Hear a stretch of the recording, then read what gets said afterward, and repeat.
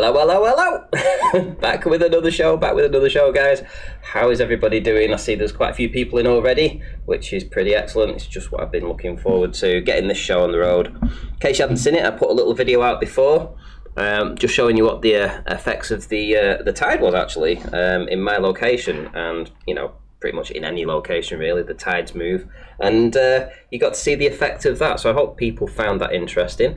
Of course, you get the same trolls on there, so you know they don't appreciate a little bit of nice scenery and a bit of understanding. For some reason, it kind of watching a tide triggers them.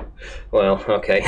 So right, let's say a few hellos to some people. Let's see we get. Wow, so many people in. Right, Science Needs Logic and Kirkland 1972, Bob the Science Guy, and Chris. Do you know this could take me the 2 hours to read out all these people that are in right now? Logan's Run, nice to see you in. Amanda Young, I was pretty busy. Yeah, Zep Tepe, Colin Dresser, nice to see you in. Who else have we got?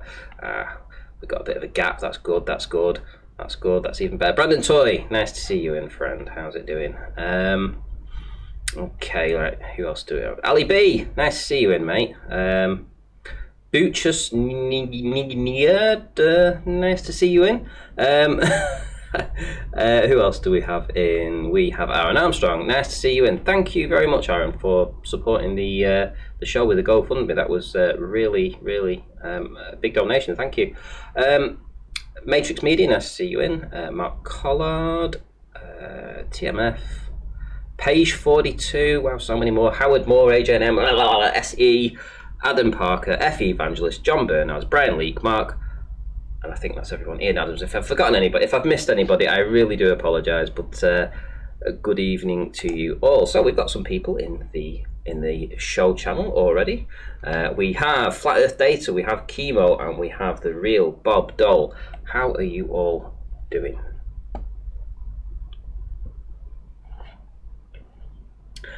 Been better. That didn't sound like me. I was just about to speak and something came out and I thought, that's... It was fun though. It was fun the way it came out then, because I opened my mouth and that word came. That all right. Oh dear me. So yeah, we were talking in just before the show started. I'll get to that in a second. But Good Servants just smashed the super chat with a $99 super chat, and he says, "Well, I don't even know what it is. It's a super sticker. Lots of dollars. Lots of dollar signs. Thank you, Good Servant. Thank you very much." So just in case you guys are aware, I did start a GoFundMe. If you want to have a look at the campaign, I'll show it you over here. I'll just put it in the chat right now. So if you want to flip on over and have a look, see whether you want to jump in and help out there, that would be cool.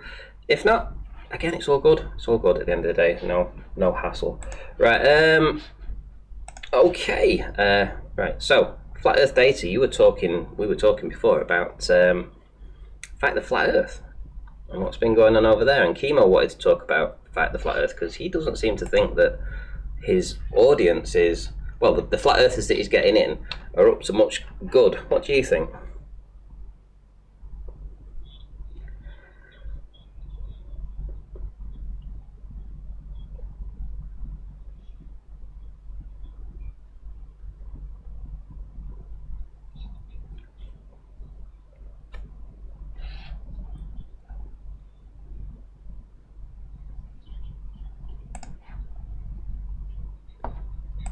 Like he's been thoroughly, has had his hand or his ass handed to him, and he's got to lower the bar, or else he'll keep having his hand or his ass handed to him. So that's what I think of the people going on there. Well, when you say there was an ex flat earther that would turn back to a globe earther, are we talking about Seek Truth, Speak Truth there?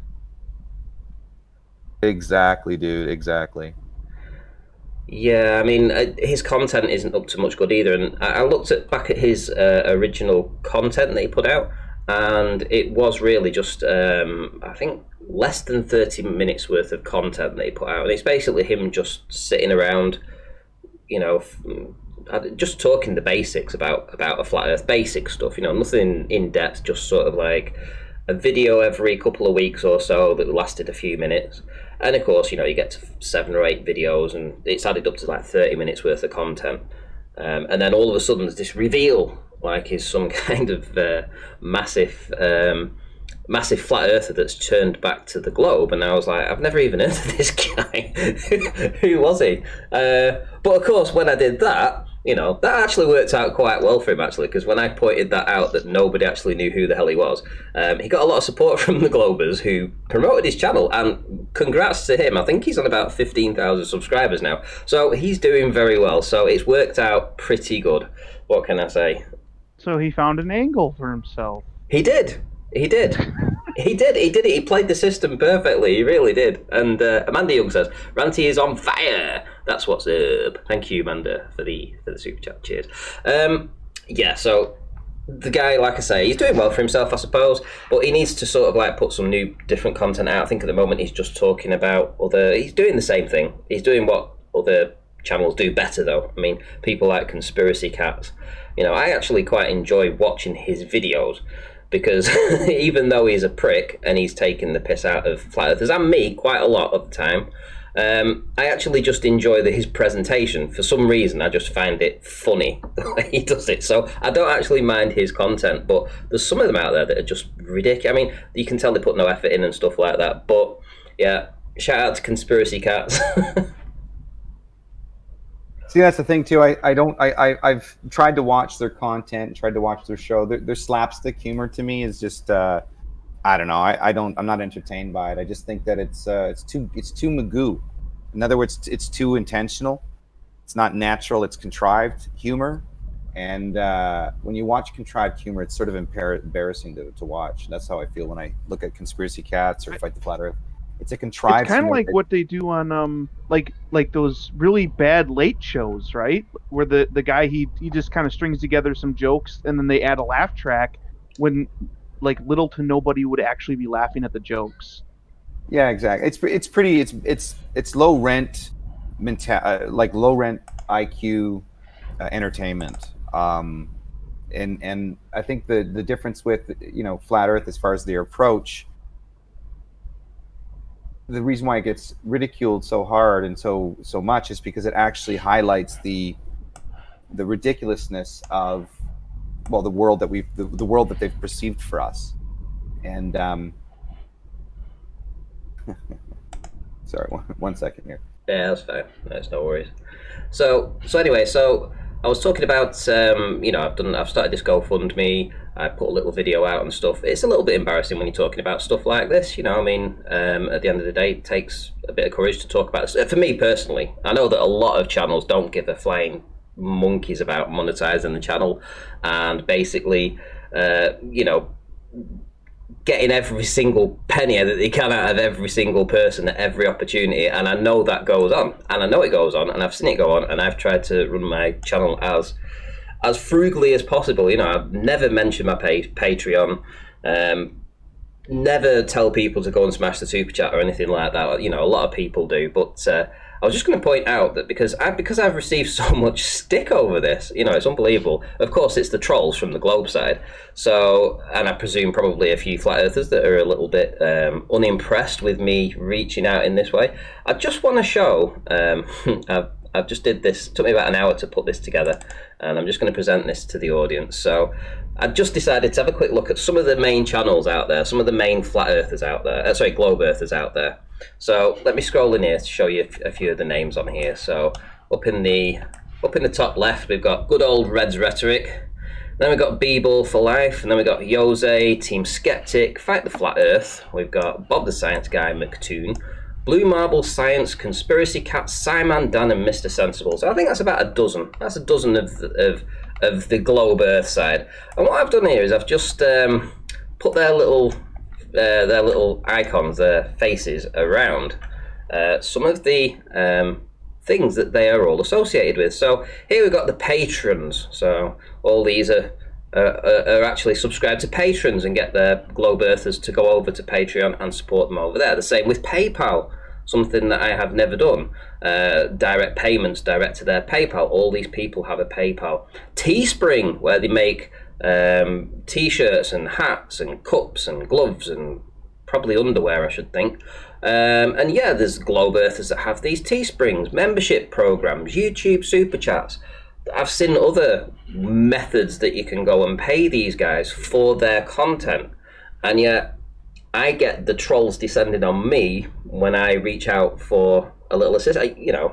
Just all I'm saying is, guys, if it's right for one side, and I'm saying, look, at the end of the day, I'm struggling a little bit, and if you want to help out, fine, the option's there. But when I reach out to say that, I get lambasted for it, and all I'm doing, pointing out here, is saying, look, all these other channels do it. Why should I get a really bad rep for it? I just don't understand it. I mean, guys, if you've got anything to say about this, just get it off your chest. I'm not going to hold it against you. If you feel that you can't be a truther if you're being paid for it because you'll be biased, because this is what I hear, and I don't think that's the case. But I mean, you might have a different opinion. So tell me if I'm getting something wrong here, guys. No, don't. I don't think so, Ranty. Hey, it's Brandon. I don't think so, Ranty. But you put a lot of time into it. I make a few videos and just come on your show every once in a while.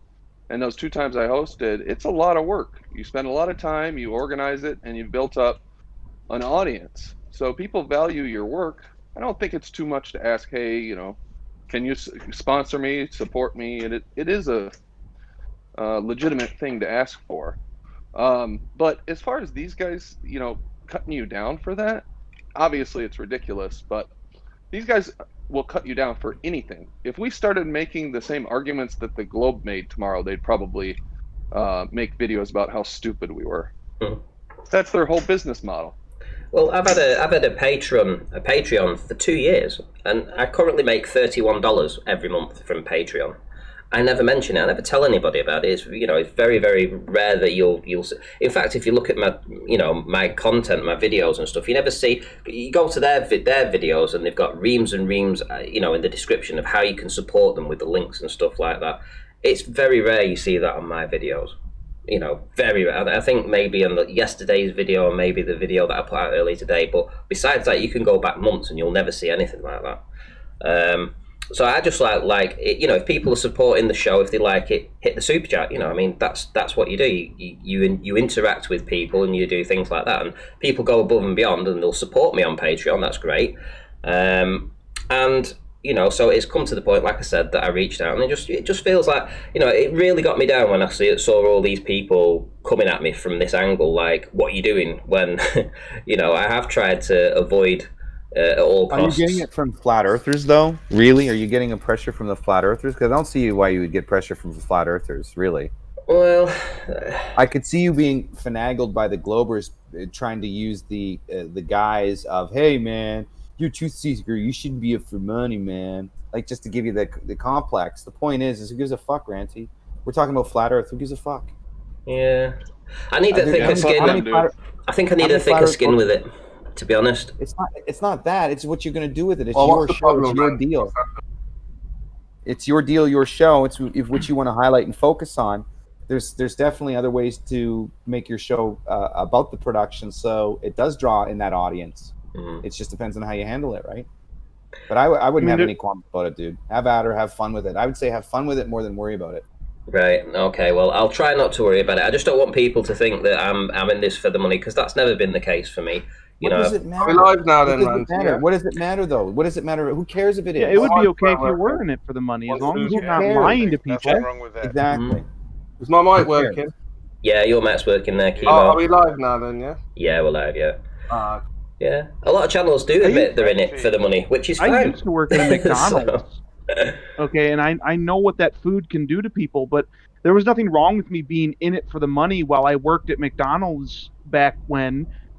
They understood what they were getting into when they went to McDonald's. I didn't have to tell them about it, and I didn't have to worry about what they thought of me for selling them garbage, essentially. Like, that's on them if they wanted to buy it. In this case, like, either they want what you have or they don't, and there's nothing wrong with wanting to get paid for your time and your effort. It would be okay, as long as you're not lying to people. If you start lying to people, then you have a problem, but the problem isn't the money, but then. I think the idea is profiting from the truth. I mean, if it's the truth, it's the truth. I mean, I'm not saying that. I'm not knocking the But I think the idea is, I think people are like, well, if it's the truth, why do you need to, profit from it? So I think that's where people. Do you know how much the truth would get spread? How faster you could spread one's truth if one had access to finances? So if you are in the realm of working for free, which we aren't, because we need to pay for our food and our bills by a system that is out of our control, then why can't you use the system put forth in front of you to make your life better if you're going to do it anyway? Because I think, like when you see those people with the donation tin, like the cup thing, the non-profit. So those donations are going straight towards the cause. So I think the idea is that any monetary funds or that we get should go straight toward the cause. So, for example, when Ranty wanted that camera, it was going straight towards the cause. It was going to help people out there who can't actually go out there to the beach or wherever and make those observations. So I think that's the idea. It's not like making money. It's donations to further the cause. Yes. Well, Ranty, what I would suggest you do is say, look, you're going to make a kid's book with 25 pages of some illustrations of some observations you've done. You're going to raise the funds for the kids' book, and you're going to sell it. There's nothing wrong with it. I think you should start doing stuff like that, taking the observations to making entertaining and factual information regarding the world around us in kid format. The sooner you do that, then you can start having a secondary channel with kids as well, right? If you're going to do it, go hard at it. I'm doing a book. I'm going to be doing a kid's book. I'm doing all that shit once I get enough knowledge to concisely put it together so it's malleable for the person that's able to conceive the lie. Because really, it's just about getting them to conceive the lie. That's the trick in all this. Will you be including the fraction limit of the eye in your book for children pattern? That's a very good question. What I would show is the cone vision, and I would use a magnifying glass as an example of parallel lines converging, causing no magnitude. So how would I translate that? Is I would use the magnifying glass, and I would say, look, the magnifying glass curves light into a point. Well, so does the human eye. Well, just like the magnifying glass. Just for you, Zeb Tepe, go to this video. This is the video that I put out about it. 194 comments. Can you help the show? Can you help keep the show on the road? 194 comments, and I'll wager that there isn't even 5 comments that are positive. There isn't even 5. The rest are all things like get a job. You must be tiring, flirting for hours on end. Then up early next to delete comments. I haven't deleted any comments. Why don't you sell your expensive drone that you don't use?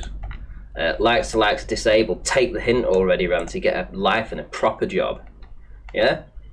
So when I'm saying that, I'm getting, people just spouting shit to me.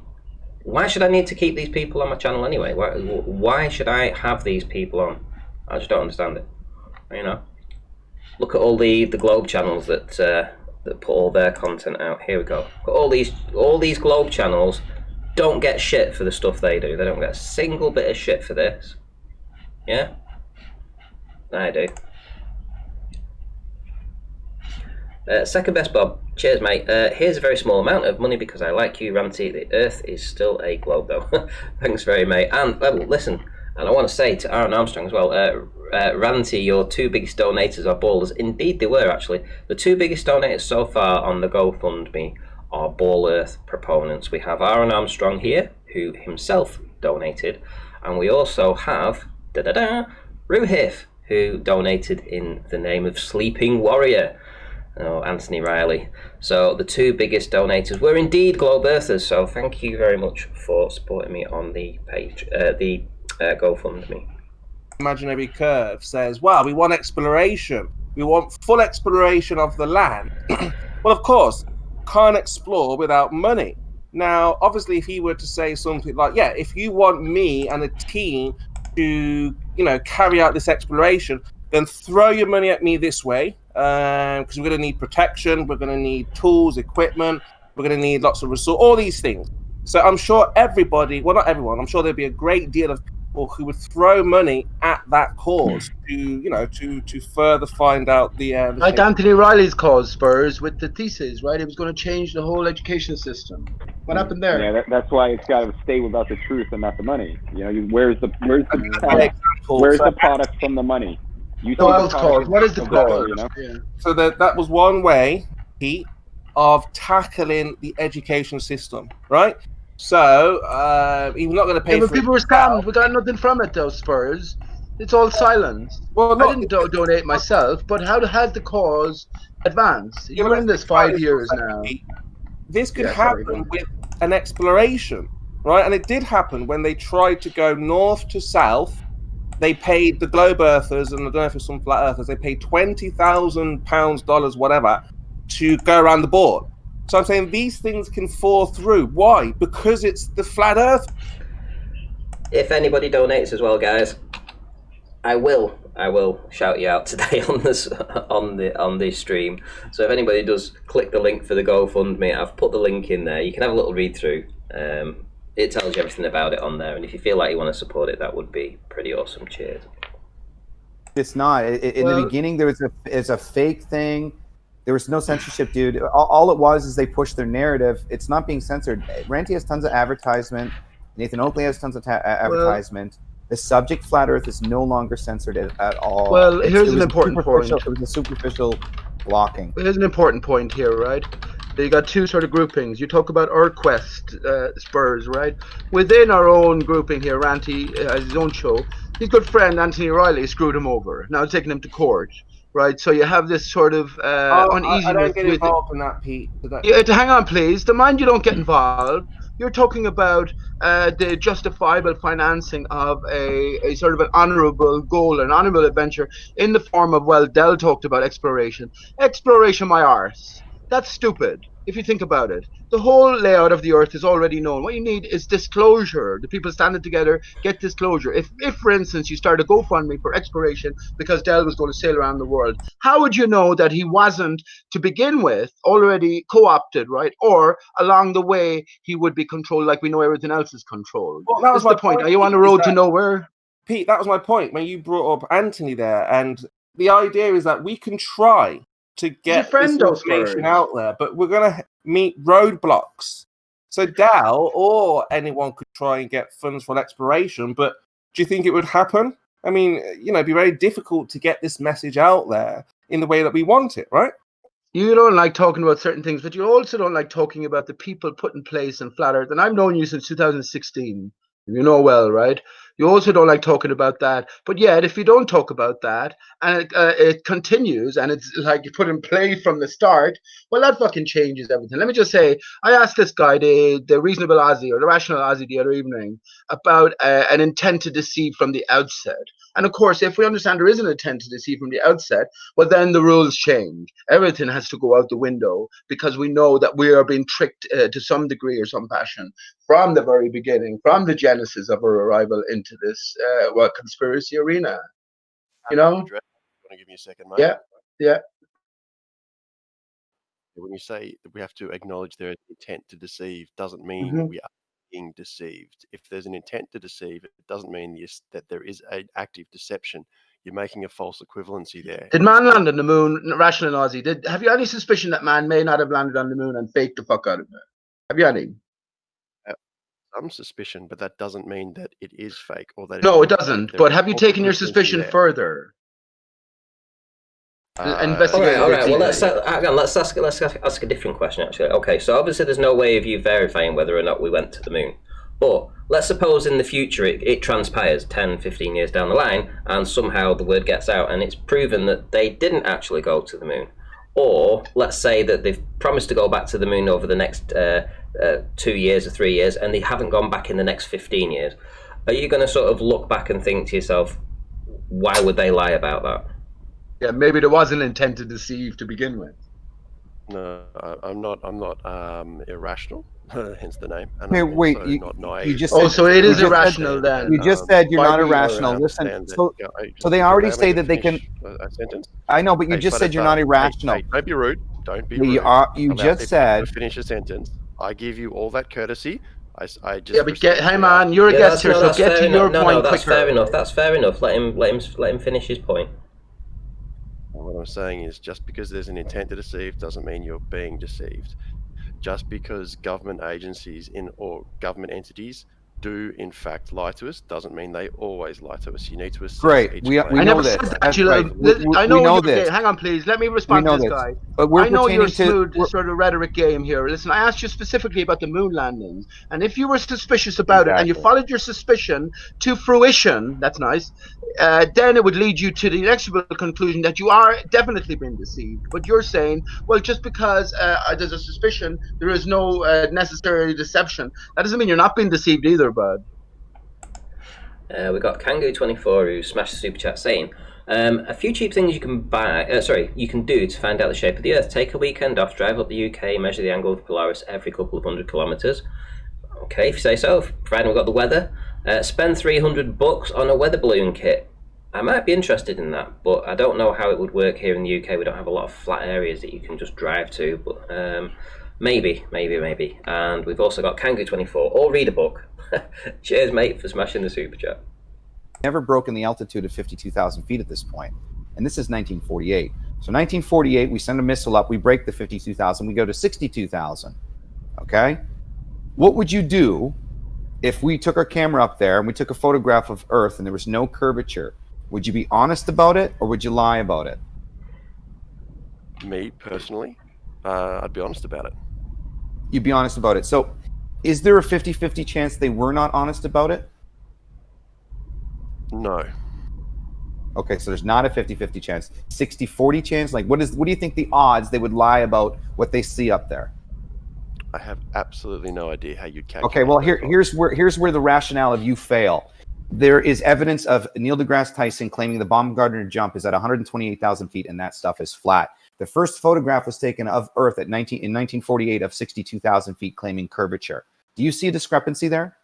Yeah, Neil deGrasse Tyson didn't realize that Mount Everest was the largest So- mountain on so Earth as well. you don't Just see a because he says discrepancy something there. doesn't mean that he's always correct. He was So you wrong. don't he's see a a dumbass now, discrepancy. is he? You don't want to answer it. So listen, you're not No, answering I'm it rationally. I'm answering it using, No, you're not. using Well, You're hang on, attacking- Neil you're deGrasse- hang attacking on, his Neil character. deGrasse Tyson was so dumb he didn't realize Mount Everest was the highest mountain on Earth. So you're throwing him under the bus, in effect. Yeah, You're he's attacking saying- his character instead of the Yeah. argument. Again, I ask you. No, I'm Again, I showing ask you a you. point where an Again, I extremely ask you. intelligent Listen. man can be mistaken about something. 1948 was the first time they broke Auguste Piccard's record, which was done in 1933, not 1913, 1933.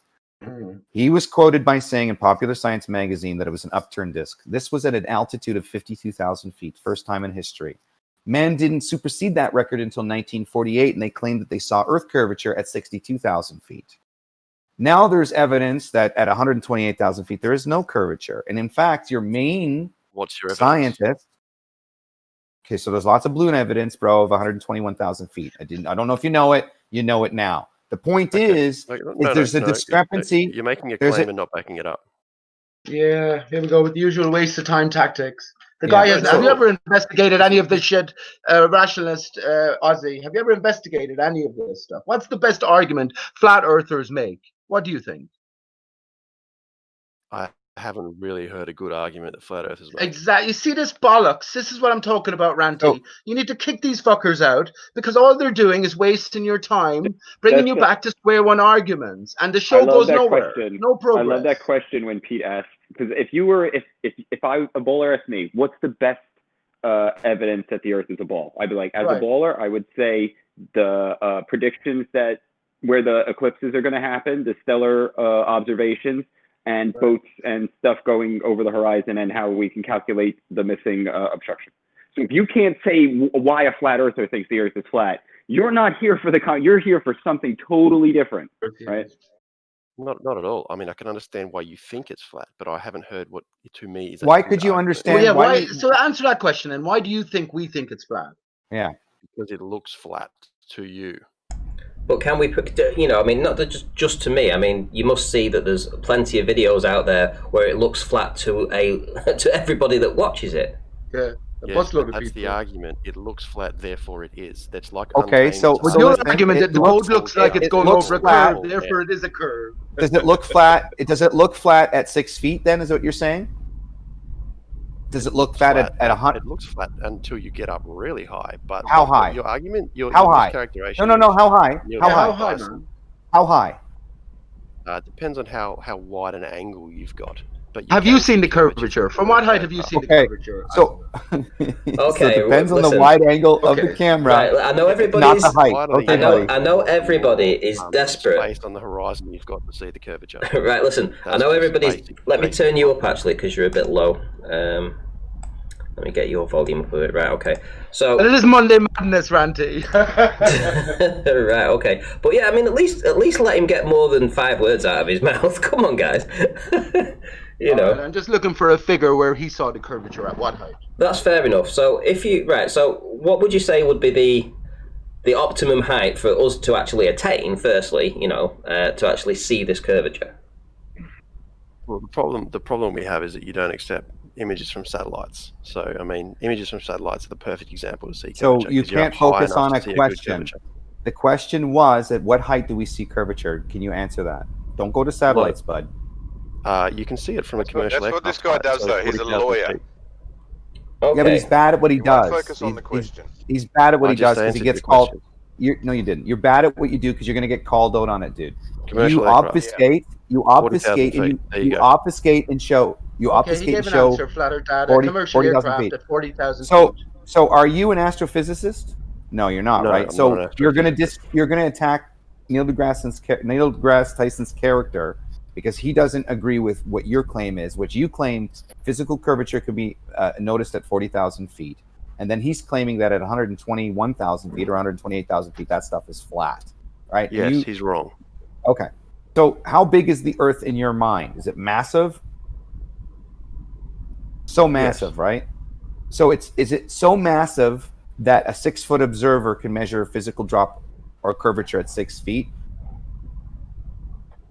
And yet, depends on the sort of tools you're using. But you've asked me at what height. I've given you a height. You're saying that you can't see curvature from that height. But hang on, it looks like curvature. Does that mean it is curvature? Well, according to the model that you use, which is it looks flat, therefore it is flat. Yes. so your argument stated that it was based on the wideness of the lens, not the height of the object. Not the So lens, at 40, just your ability listen, to see. you just said 5 minutes ago your viewing angle, your field of view. You No, just that's not what I said. said. I said your field of view. You just said 5 minutes ago that it was based on the wideness of the angle of the camera. That's what. No, not the camera. I'm saying you sitting inside a cockpit of a commercial aircraft flying at cruise altitude. You can see curvature because you've got a wide enough viewing angle.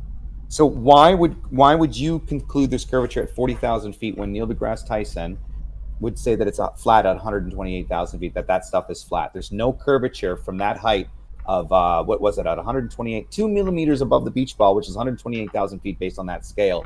There is no curvature. It's not the edge of space. But yet, I'll answer that. But yet, you are claiming there's curvature at 40,000 feet. Please explain. Because Neil deGrasse Tyson was wrong, the same way that he was wrong about the highest mountain on the Earth. Sometimes people say things that are incorrect. Just because he's incorrect about one thing doesn't mean he's incorrect about everything. Well, was the Baumgartner jump an edge of space jump then at 128,000 Oh, that was feet? fake, Flatter Dada. That was a fake jump. Hold on. I know. I'm just asking if it was a jump at 128,000 feet, because in that particular... Stop jumping from topic to topic. Let's talk about Neil deGrasse Tyson, and let's talk about his comment about 120,000 feet. Now, Yeah, that's regarding one the jump, person dude. making It's one regarding the statement jump. which Yeah. was incorrect. So this incorrect statement matches other observations done by independent researchers with cameras, particularly dog cam, can show you at an elevation of 120,000 feet there is no curvature. And in fact, there's been article after article, and if you would like, I could probably find a citation for you that shows you Please do. Okay, first of all, do you agree that any convex lens will create a barrel distortion? You've got two forms of barrel distortion: pincushion and what's the other one? It's the one that we normally deal with wide angle lenses. I can't remember the name. Do you believe, or do you know that when you shoot an object with a straight line, if I shoot that straight line above the middle point of the lens or below the middle point of the lens, what would it do to that straight line? What's your point? Just make your point. What would the lens do to a straight line if I shot it above the horizon point or below the horizon point? What would it do?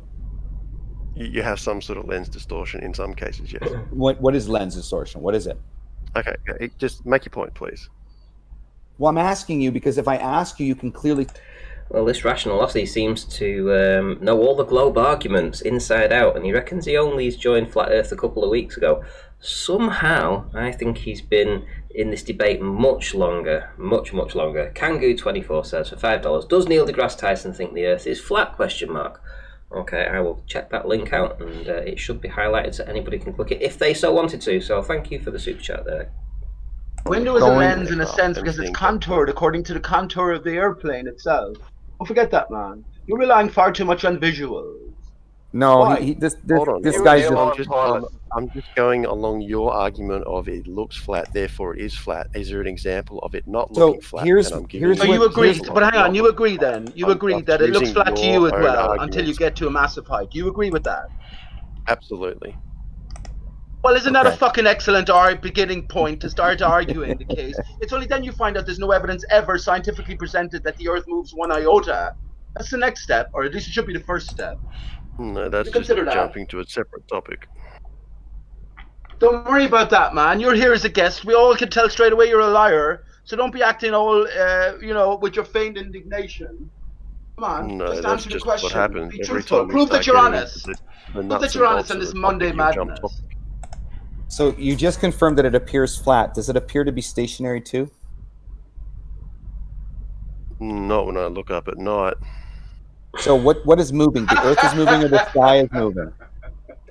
I've just been thinking to myself, the Rationalosity. I need to ask you a question, mate. So you say you found Flat Earth channels to come on and have a chat with very recently. I think that's what you said, anyway.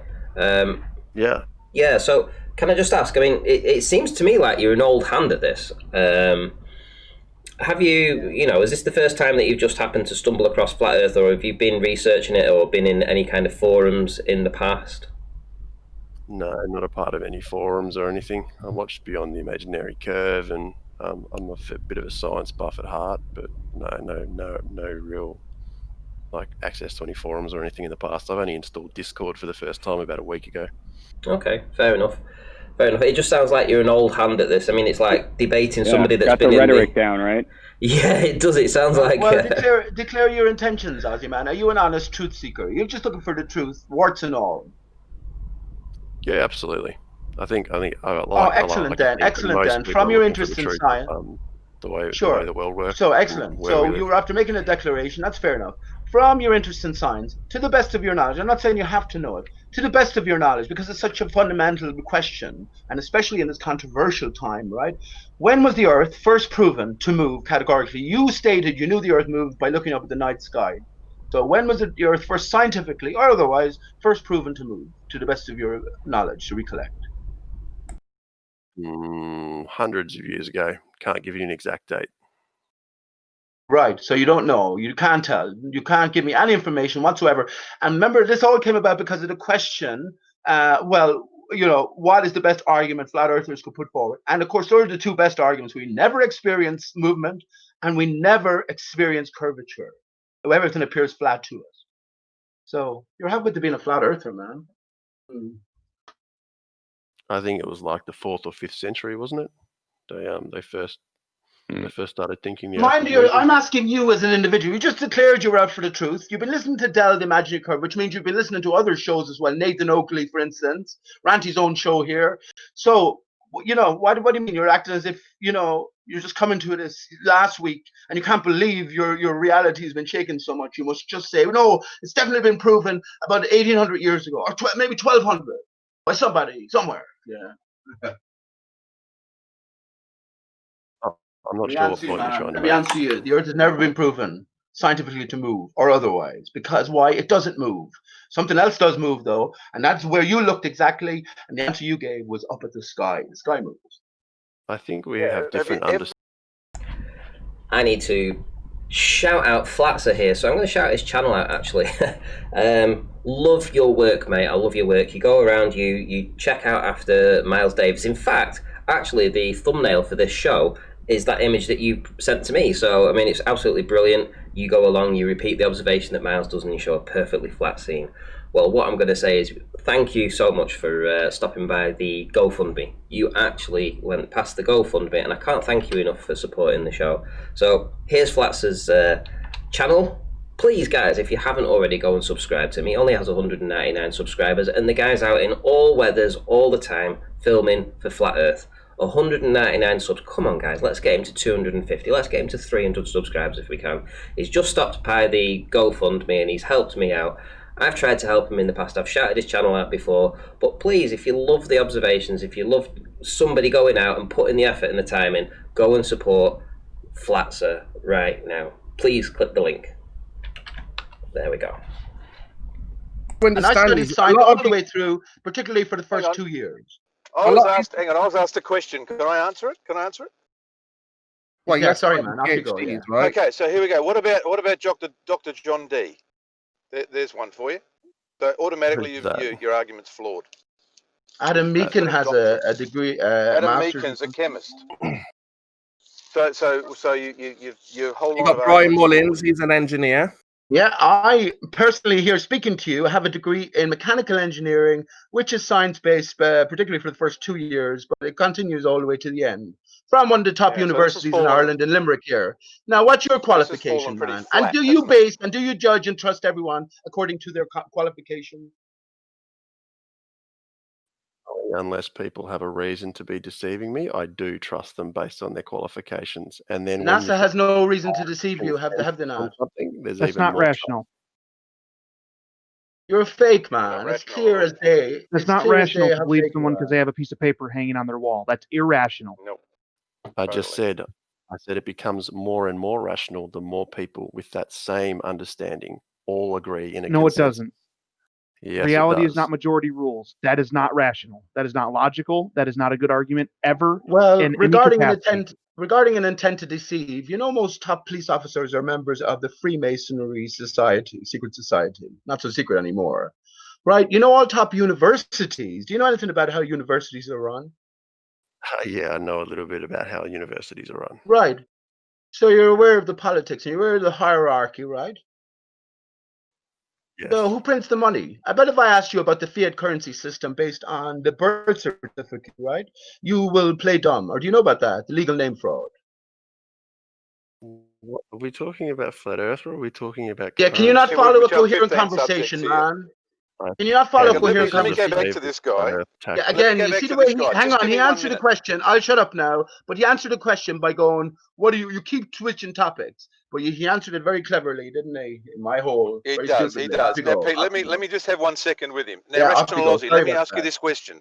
Let me ask you this. Okay, let me ask you this question. So you came at me saying, F. Evangelist, have you ever considered that why there's nobody in Flat Earth with any tertiary education or science degrees or however you worded it? Now, I ask you in return, how are you feeling now? What's your little paradigm? Have you had a shift now that you've had 3 or 4 or 5 names thrown at you in 5 seconds of people who have got science degrees and doctorates? What's your view on that now? Haven't even verified a single one of those names yet. You're asking. I was going to say to them, I mean, what difference would it make? Let's say Brian Cox came out and said, yeah, the Earth is flat. I mean, you would say Brian Cox is crazy, right? You would wait for another person. And let's say Neil deGrasse came out and said, yeah, it's flat. You would say, oh, no, Brian Cox and Neil deGrasse are crazy. We need another PhD.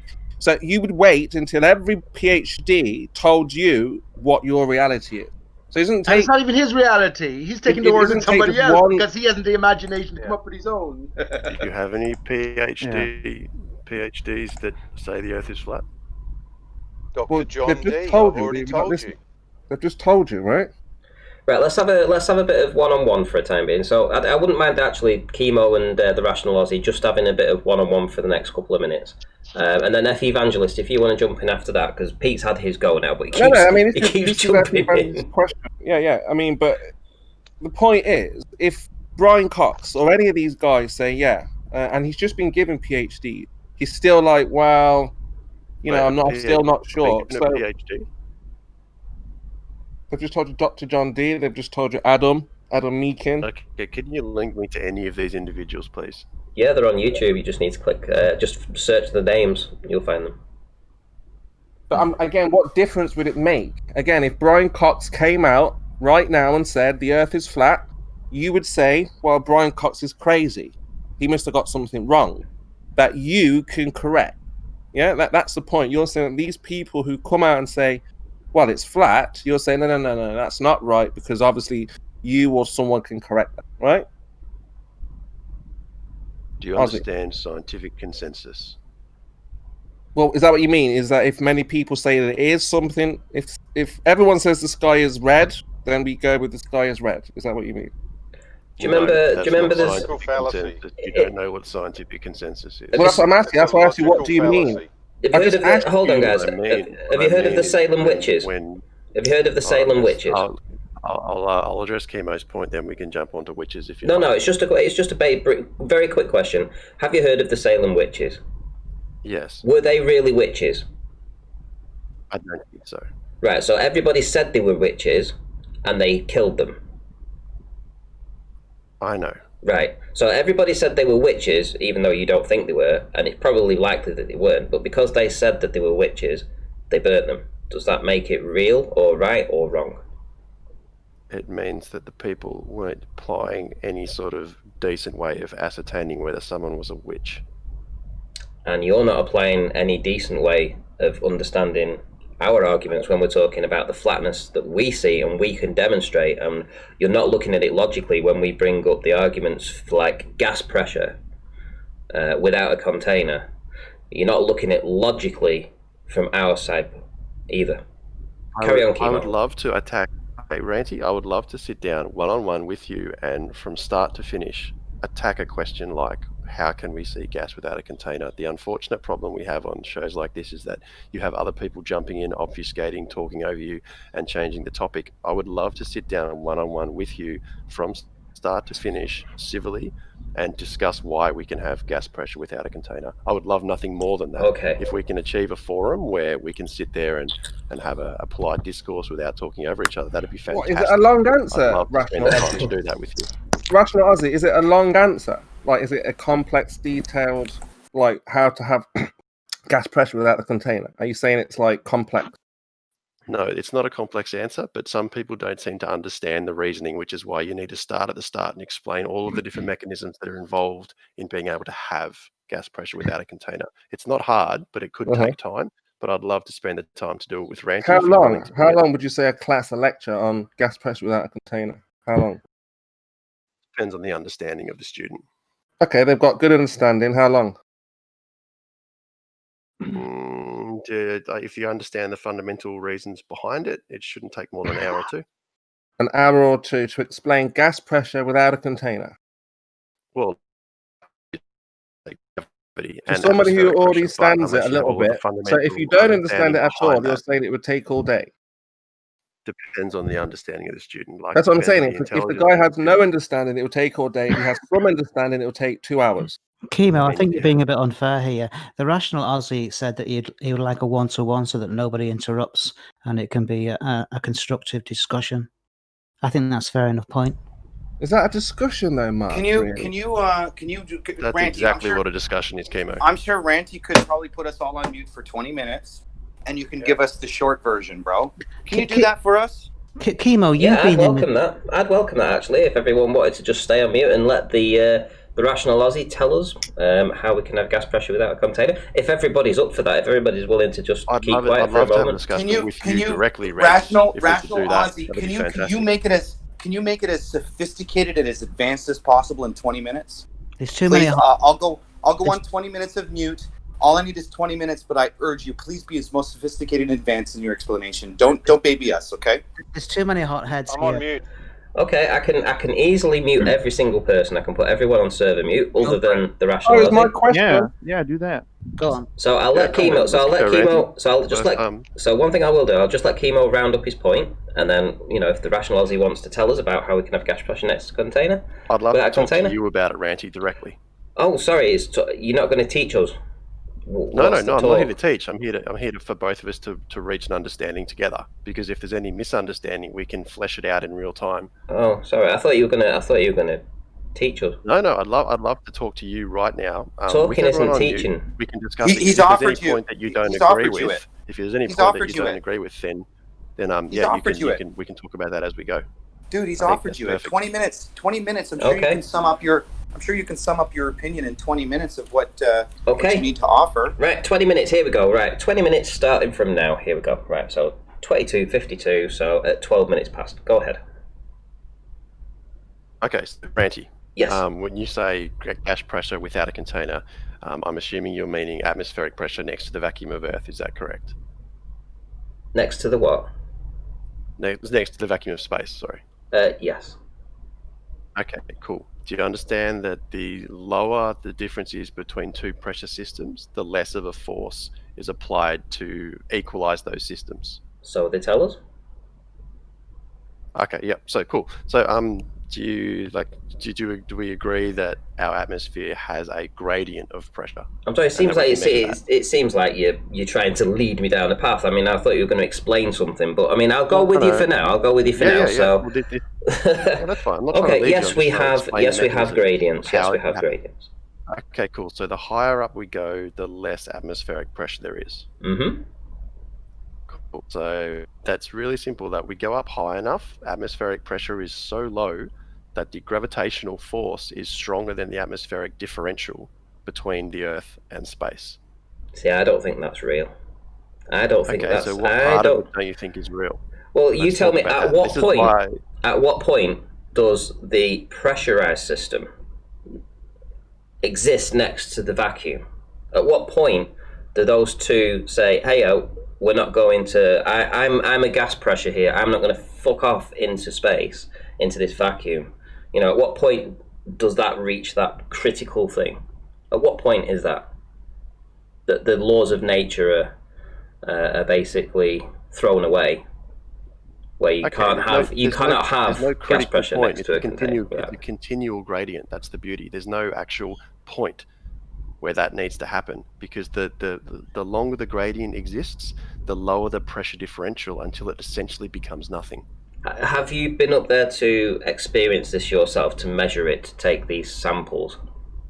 No, I haven't, but I trust the people that have, because we have no reason to believe that the measurements they've taken are incorrect. No, this is not it. We understand all of that. Hold on. What happened to people not jumping in and having a discussion between me and you said, for people who have a basic understanding, you can go to the next Ranty, part. they couldn't last 5 minutes, mate, with me and you having a discussion. Because you said if you have a basic understanding, you don't. Chemo, be quiet.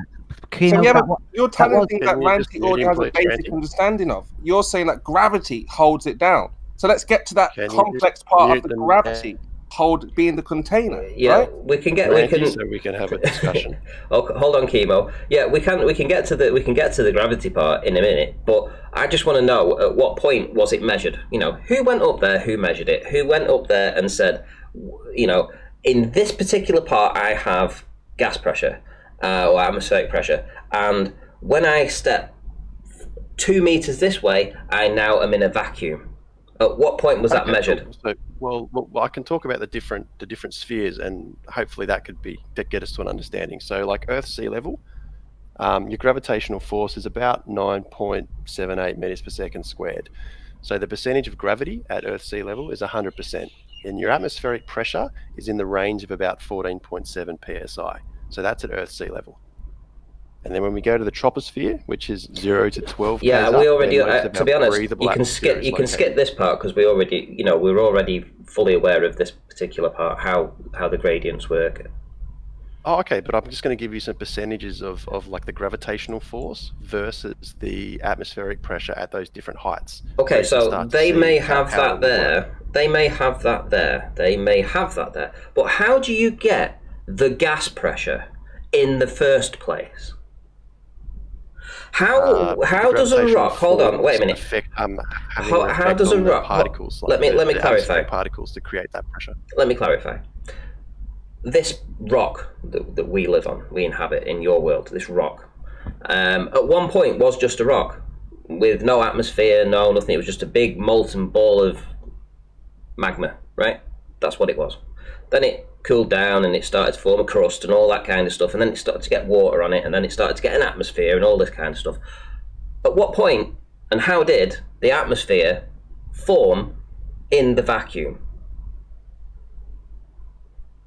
Well, when you say atmosphere, you mean just the particles that constitute our atmosphere, is that right? The atmosphere. At what point did we get an atmosphere that things could start to live in, breathe, reproduce? At what point was that atmosphere produced, and the gravitational force of the vacuum of space didn't instantaneously suck off the gas pressure as soon as it bubbled up from the surface of the Earth? At what point did the gravity not have the gravity overcome that? Okay, I think so. So when you're talking about the Earth being formed, as soon as there was a significant amount of mass for the Earth to be roughly considered what it is today, the gravitational force existed. So all of that particulate matter that came together to form the Earth, including all of the gas particles, and the constitution of the atmosphere was very different when the Earth was formed than it is today. I mean, it was different 1 million years ago, it was different 50 million years ago. It changes over time. We're even seeing that now with the effects of climate change. The particles in our atmosphere are changing. There's more carbon than there used to be. There's less oxygen due to deforestation. So the atmosphere is constantly a changing thing. But if you're talking about when did that form, when the Earth was initially formed, but it was it was made up of very different types of particles. So what the atmosphere is the type of particles. Okay. So what different particles? So what different particles? What different particles were able to withstand the vacuum of space at that time? Any particle of sufficient mass to be affected by the gravitational force. So you have a rock with no atmosphere around it. It's just a barren rock in the middle of a giant vacuum. It would have had atmosphere, but it wouldn't have been the atmosphere that you wouldn't have made up the same atmosphere that you're thinking of today. No, I'm talking about any atmosphere. At what point did any atmosphere start to form on that rock? Oh, straight away. I assume immediately. So immediately, this rock was able to produce an atmosphere that the atmosphere didn't need a container, obviously, and the vacuum of space wasn't strong enough to pull that gas away. Yes, as soon as the Earth existed, you had the gravitational force. Therefore, you had a gravitational effect on all of those particles, keeping them on the Earth. You do realise the atmosphere wants to disperse into the vacuum, right? Yes, but it can't because there's a force opposing it. What force was there when there was just a rock? The gravitational force, because the rock was creating gravity. Yeah, but we have a gradient now, apparently, and the gradient's what keeps things where it is. Back then, there was nothing. There was just a rock in space. There was just a rock in space, right? A rock in space. A rock in an atmospheric gradient around it. A rock in a. Hold on. How can there be a gradient without the water? So you have the gradient. Here we go. What's that? 3 minutes? Can you just mute the guy, please? But I'm trying to clear up a point. We've got the rock. You're saying there's atmosphere around the rock, but you have the atmosphere from the water. So the water. Can we try and have this conversation till its end, Ranty, without other people butting in? This is the main problem I have with trying to discuss this. I'll tell you what. Yeah, we've only got 12 more minutes to go, Kimo, and I'll let you guys in. So just hold on. So you couldn't manage the last 20 minutes. It's incredible. By the way, listen, and Kimo, you do. Somebody gave you a super chat with your name attached to it. So let me shout it out. So it was Spurs. Can you just go measure the Earth yourself? Exclamation mark. So have a think about that one. And Kangoo24 says vacuums don't suck. Okay, if I said they suck, I do. That was a slip of the tongue. I just explained before. They disperse. It disperses into the vacuum. So my question is, how do you get? So we've got the rock. What's the necessary antecedent? Earth as it initially formed, and we've got an atmosphere with a gradient straight away. So what's the necessary antecedent for? What do you mean? For pressure? What is it you need to create more pressure? More gravity. more atmosphere. Just more gravity. More gravity. So yeah, a larger gravitational force will have a stronger atmospheric pressure. So how do the gas pressure when it first starts? What's needed to contain the gas pressure? Nothing, just gravity. Just gravity. Gravitational force stronger than the gradient differential for it to go out into space. Well, listen, at this point, I don't really, if you're just going to reassert gravity, we're going to have to move to gravity, and we're going to have to say, can you demonstrate gravity for us? Can you prove it? And More than happy to. Go ahead. Okay, so when you say demonstrate gravity, do we both agree that things generally move downwards if they have some sort of weight or mass? Well, they move in a direction. Yeah, but that direction is down, would we agree? Unless there's another force applied to them. No. Okay, where's the sticking point there? Let's get to that. Okay, so you got a helium balloon. Okay, so the particles in the helium balloon have less... so what direction do they go? Less by gravity than they go upwards. So they don't go, not everything goes down then? No, not everything. Right, that's fine. Because you just said to me before that everything goes down. But does that helium balloon continue off into space? No, it reaches a point where it sits in an area that its particles are affected the same way by the gravitational force as the particles around it. So I'm still waiting for you to demonstrate. It doesn't keep going off into space. I'm still waiting for you to demonstrate gravity here. Tell us about gravity. Tell us about this. Okay. Do we agree that when you drop something, you can measure that it has an acceleration heading down? I would say so. Okay. There's gravity. Okay. Right. Listen, guys. Chemo, if you want to jump in, that's fine. I'm happy to explore. No, you've just literally just said something falls at you gave it away, 9.8 meters per second. You gave yourself away. Yeah. No. If there's a sticky point there, let's discuss it further. There's gravity. Hey, I'm sorry, but it is quite funny. No, well, let's explore it further. What's more to explain? You just told me that's how you got gravity. That's it. I mean, that's it. You wanted an example of it, so let's continue. No, you said that's gravity. Refuted your example. He's saying that your example is not true because things go up. Everybody jumping in again, Ranty. Let's get to the bottom of this gravitational. I've already said. Let's not even call it gravity. Let's just assert that there's, not even assert, let's just discuss that there is a force that can be measured that affects objects. Well, I'll tell you what. We agree on that. I'll tell you what, at this point, because we have been going for 30 minutes now, so I'm going to ask Chemo to take over because I'm getting hold on. little bit... This was between me and you, and I think to be fair, to the bottom of this. Well, to be fair... We don't have people... we don't have people jumping in. I think we can get to the bottom of this. Well, nobody's going to jump in because I'm just going to allow Chemo to take over, and if he wants to, if he wants to say anything about this, I'm quite happy for him to take over. Are you backing down from this, Ranty? There's no backing down. It's to be honest, at this point, after listening to your quote unquote examples and proofs, I think it's only fair that somebody else takes over because I don't want to lose my mind. Because I'm losing my mind right now. Okay. It is frustrating. About what? Rational Aussie. I mean, you're introducing a force, which we're asking about. We've got the current science that says gravity is not a force, but you keep on saying it is a force. You do know Einstein superseded Newtonian gravity, right? A couple of rules first, Chemo. Do we allow each other to finish our sentences before we jump in? Oh, for fuck's sake. Absolutely. And can we mute everybody else, please? Just have a conversation. Stop acting like a fucking lawyer. Randy, could we mute the rest of the people so we can have a constructive conversation, please? So, Chemo, and the Rational Aussie, if you two want to get into that, I'm going on mute for a sec. Okay. No, just mute everybody else, mate. We just don't want anyone jumping in. Oh no, I mean, I think it'll be okay. I mean, because look, if I do say something that needs correcting, Aussie, I don't mind being corrected. Just like you said, we don't want to, corner each other or catch you. We want to learn, right? We want to learn if there is an actual force pulling things down, or if there's something else going on, right?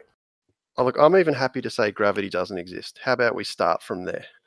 Excellent. I mean, we know gravity doesn't exist because there is no force. No, we don't know that, but let's just both accept from the outset that gravity doesn't exist. And let's start with science. Let's start like this. In reality, and we'll go from there.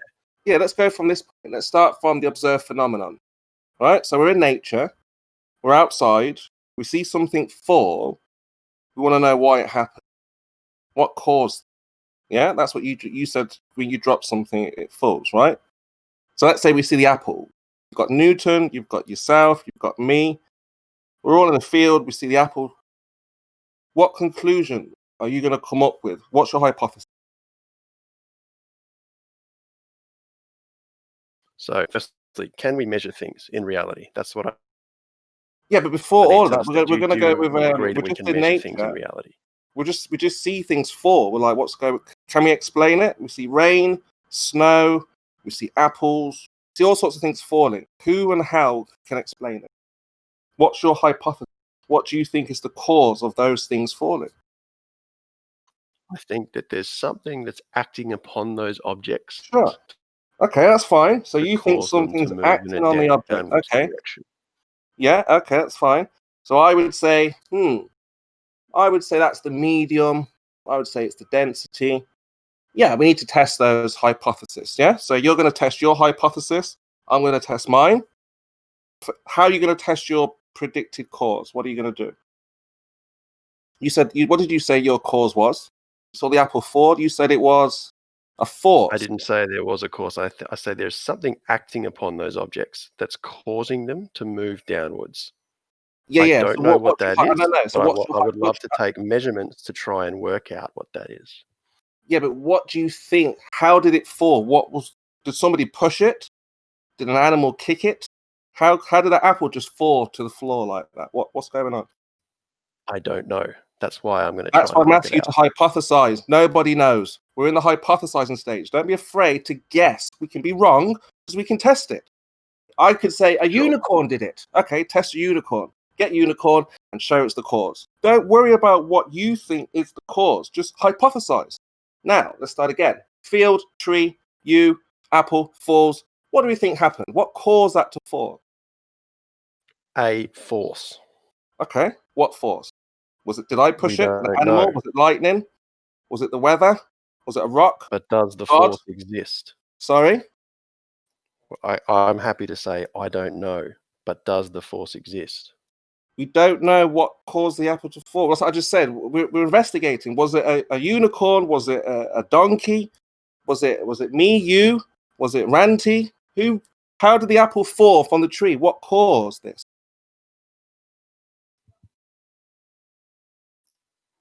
I don't know.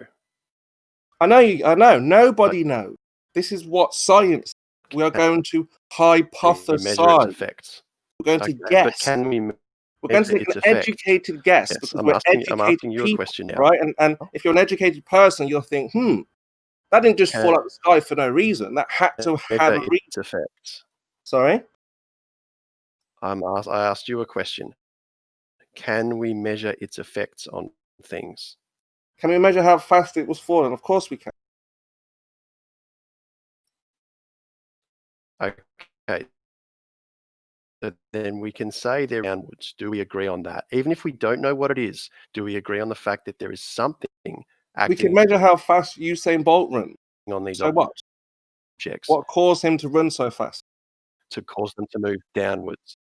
Yeah, okay. That's just what? So are yes, you saying the measurement caused I'm asking you, is that a yes or we can measure them to accelerate downwards? We can measure, yes. We can take measurements, yes. Fantastic. So we both agree then that there is something causing a downwards acceleration. No, we haven't don't know what it is yet. That yet. We don't really need to know, but we can agree. No.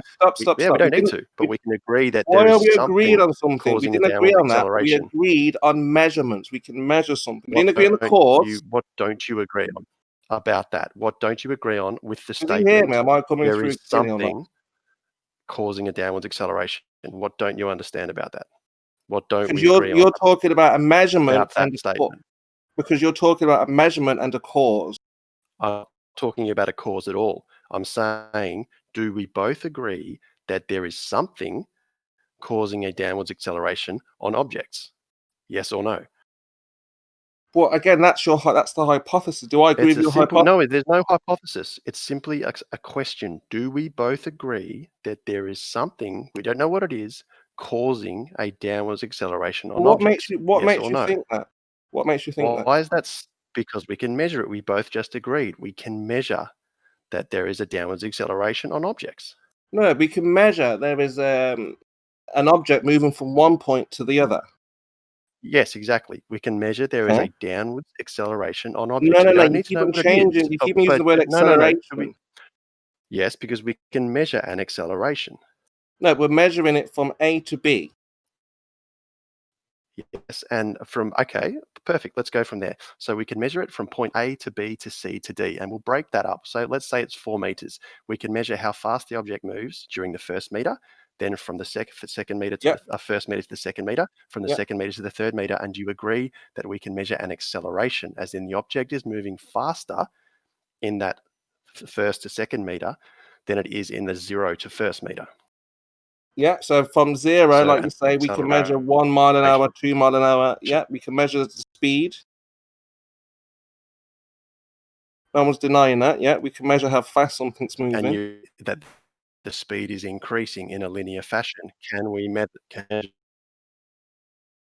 Okay, so we're both in agreement then that we is he see chopping up, or is that me? Something is causing a downwards acceleration on those objects. We are in agreement then. No, that's your hypothesis that there is. No, that's not a hypothesis. That's just a measurement in reality. So again, if you're measuring something, measuring something is not the cause of something. You understand, right? Just looking at reality. I'm not saying we need the cause. I'm saying but you can't even give me a yes on that. Because if you're going to say acceleration, you're talking about a force. We haven't tested that force. No, we can measure. No, we can measure the effect that something is having on an object. We don't need to know what the cause is. We can just measure that there is an effect. You can't even agree that that is reality. I've just said yes. We can measure from A to B how fast something's going. So we agree. Breaking news. There's nothing new about that, right? That object to move downwards in an accelerating fashion. We can agree on that. Acceleration. What? Again, acceleration would need a force, right? No. You're trying to jump ahead. All we're doing is measuring an object. We're taking an object. Because you're saying acceleration, that requires a force. Yeah. No, it doesn't. No, it just requires a measurement. We can take a rock. We can drop it 4 meters. Yeah. Okay. We measure how fast. We can measure how fast something goes from. Yeah, I agree with that. Yeah, let's move forward. So yeah, I agree with all of that. Okay, but you haven't agreed. You've dodged it every time. No. As long as there's no force involved, I agree with everything measure you're saying. an acceleration. Yeah, I agree with all of that. Yeah. Let me finish. So you agree that we can measure that there's an acceleration that happens on objects. Yeah, I agree with all of that. Yeah, all of that I agree with. Yeah. Okay, fantastic. So now that we understand that something is causing things to accelerate in a downwards fashion, we can start to explore why. Because we both agree that there is an acceleration that happens to objects. Okay, no big deal. Yeah. So how do we work out what is causing that? You tell me. That's what we hypothesize about. Yeah. Okay, but we both agree that we see this in reality. Time out. So I gotta stop you. Hold on, I gotta stop. No. This is not between us. This is not between you, mate. You can't keep out of it, can you? No, I can. It's an another one bites the dust. Okay. Here's the problem. If you're afraid of a different idea, then you shouldn't be here. Someone else. If you're afraid of a different. Okay. So listen, rational. Right. One sec. Hold on, guys. Listen. 1 sec. Chemo did. Hold on. Hold on, just one thing. Because they. Yeah. Okay. Listen, everybody, be quiet for a minute. Right.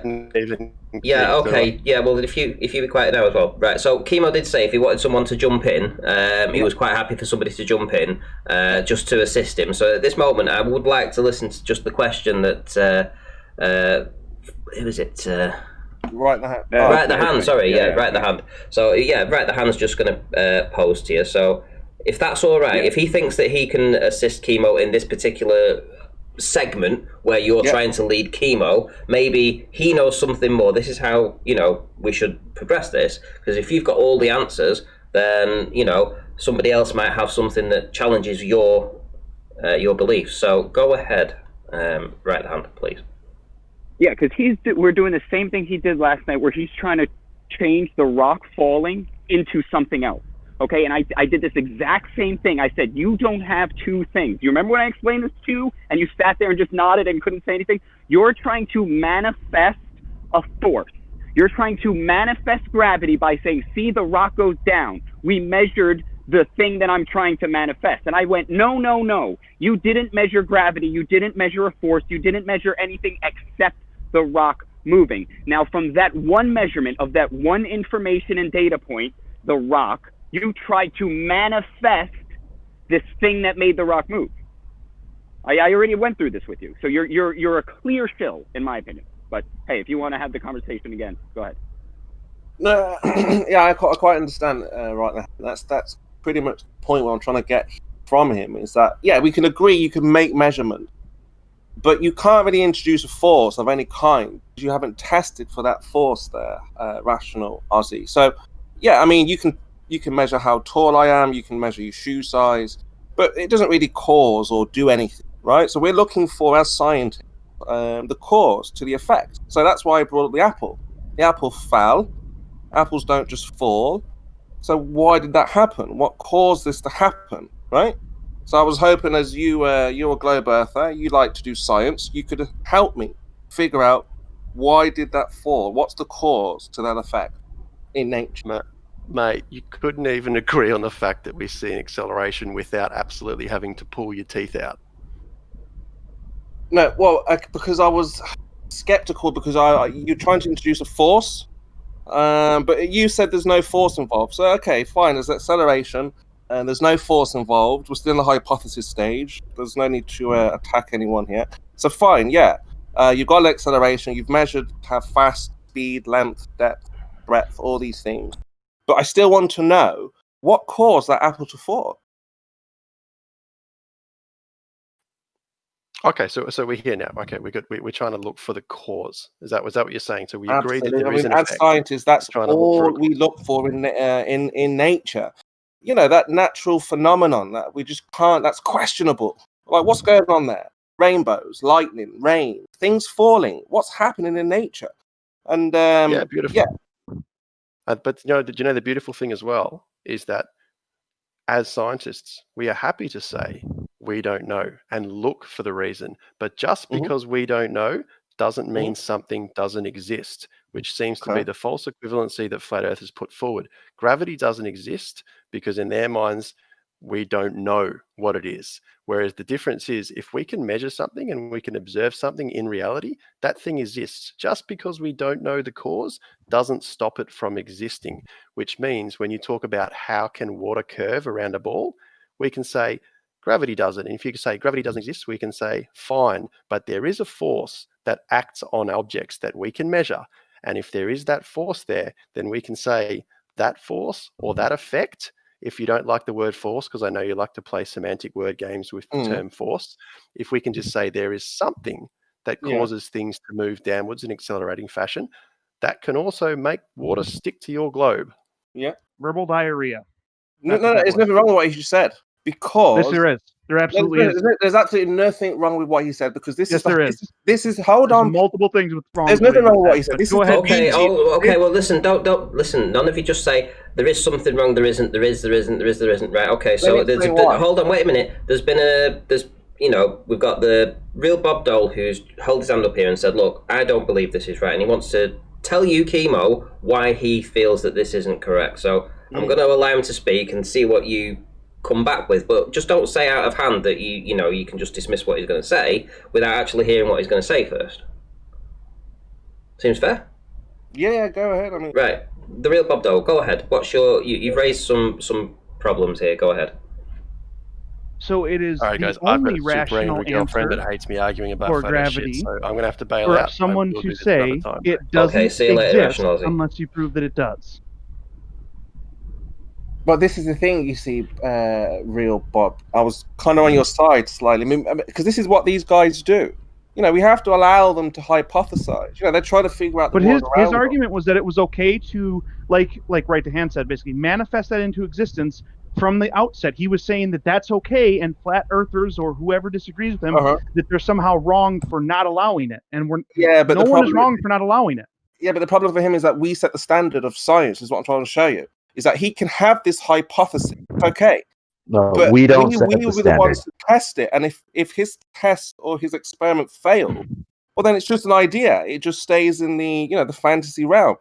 You can have a hypothesis, but you've got to be able to test it with science. And he didn't He need had to run several away. accusations that made it sound like it wasn't him stating that as his hypothesis. It sounded like he was stating it as fact or truth that we don't accept, and therefore your argument is invalid, which is obviously not an argument that he can make legitimately. That's what they do. I mean, look, we're at the stage now where we know how to use science. We know what to do when it comes to the natural and observed world. We know all of these things. So, when anyone like, the guy here says, well, we do this, we know there must be. Well, must be is not science, right? It either is or it isn't. And you can test it.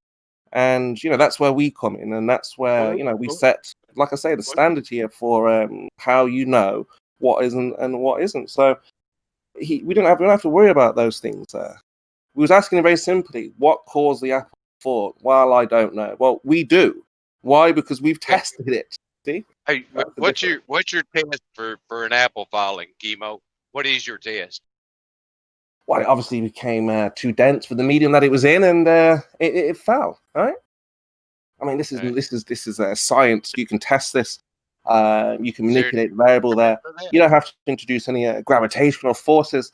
And again, this is why we allow these people to hypothesize, because they are always in the hypothesize state until they have an experiment, until they've manipulated their variable, and until they've shown that their predicted cause is the cause to the effect. So, I think we're in a wonderful position, the flat earthers, because we are the ones who are actually using science.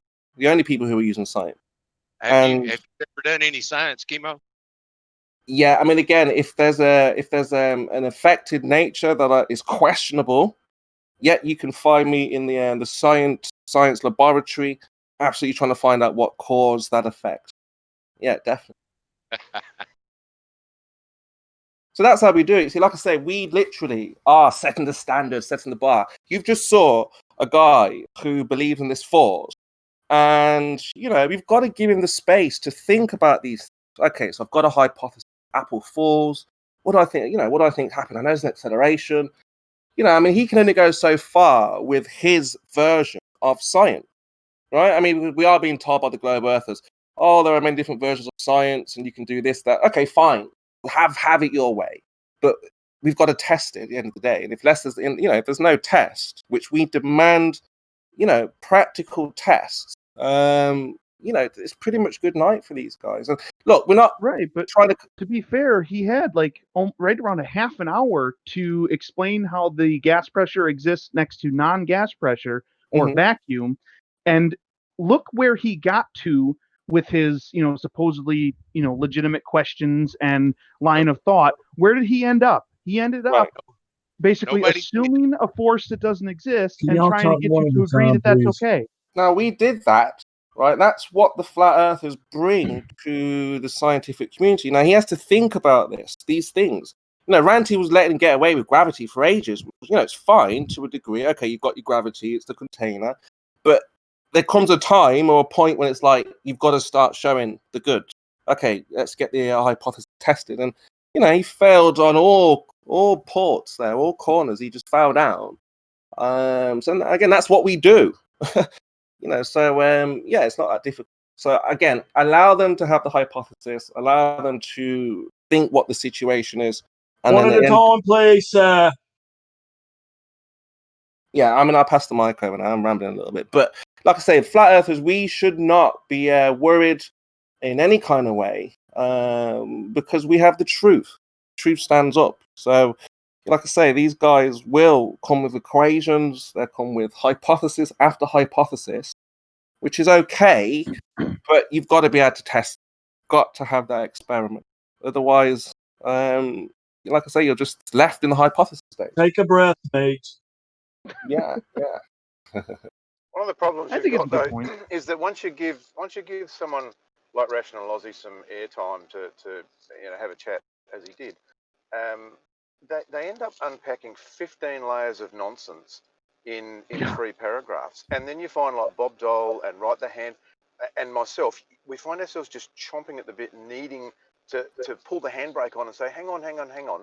You can't go on from this point because what you just said is rubbish. And as soon as you interject that thought, they get all butthurt and offended and say that we interrupt, and it's very, very frustrating, Chemo, to let them ramble on and carry on, because anyone listening, then their mind, if they're not clear on this stuff, the water gets very muddied with all the rubbish that they unpack, and then you have to try and unscramble the egg to get them back to having, You let some Pete and me, conciseness on it again. Ranty, Pete. But this is the thing, you see, though. No one's trained for this. No one's prepared to face absolute liars who are going to just lie right out. You step into this arena and you think, right, I'm going to have an honest discussion and they're going to give me honest feedback on how I see the world, right? So this is why a lot of people get frustrated, because it's like talking to a friend almost who's just lying to you and telling you, nonsense. And it's like, well, come on, you want to just, So, but it's almost like people need, training in speaking to these people. Order in the court, please, sir. Yeah. So, I guess think of like an example. Basically, if we decide, okay, we want to build a house, okay, and that's us. What we're talking about here is what we actually want is to find truth. But for an analogy, we want to build a house, all right?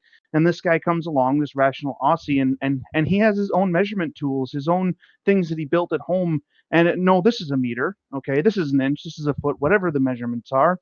He says, no, this is what it is.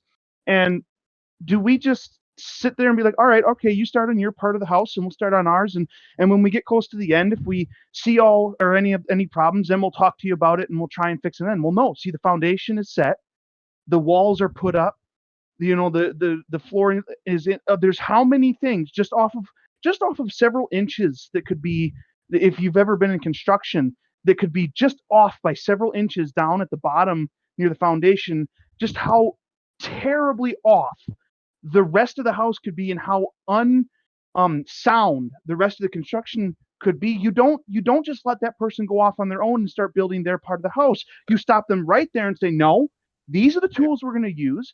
This is the standard of measurement that we're going to go by. And if you don't like it, you get out. You're not building this house with us because you're going to ruin it. He just say, I have orders from City Hall to build them badly, right? Yeah, Pete.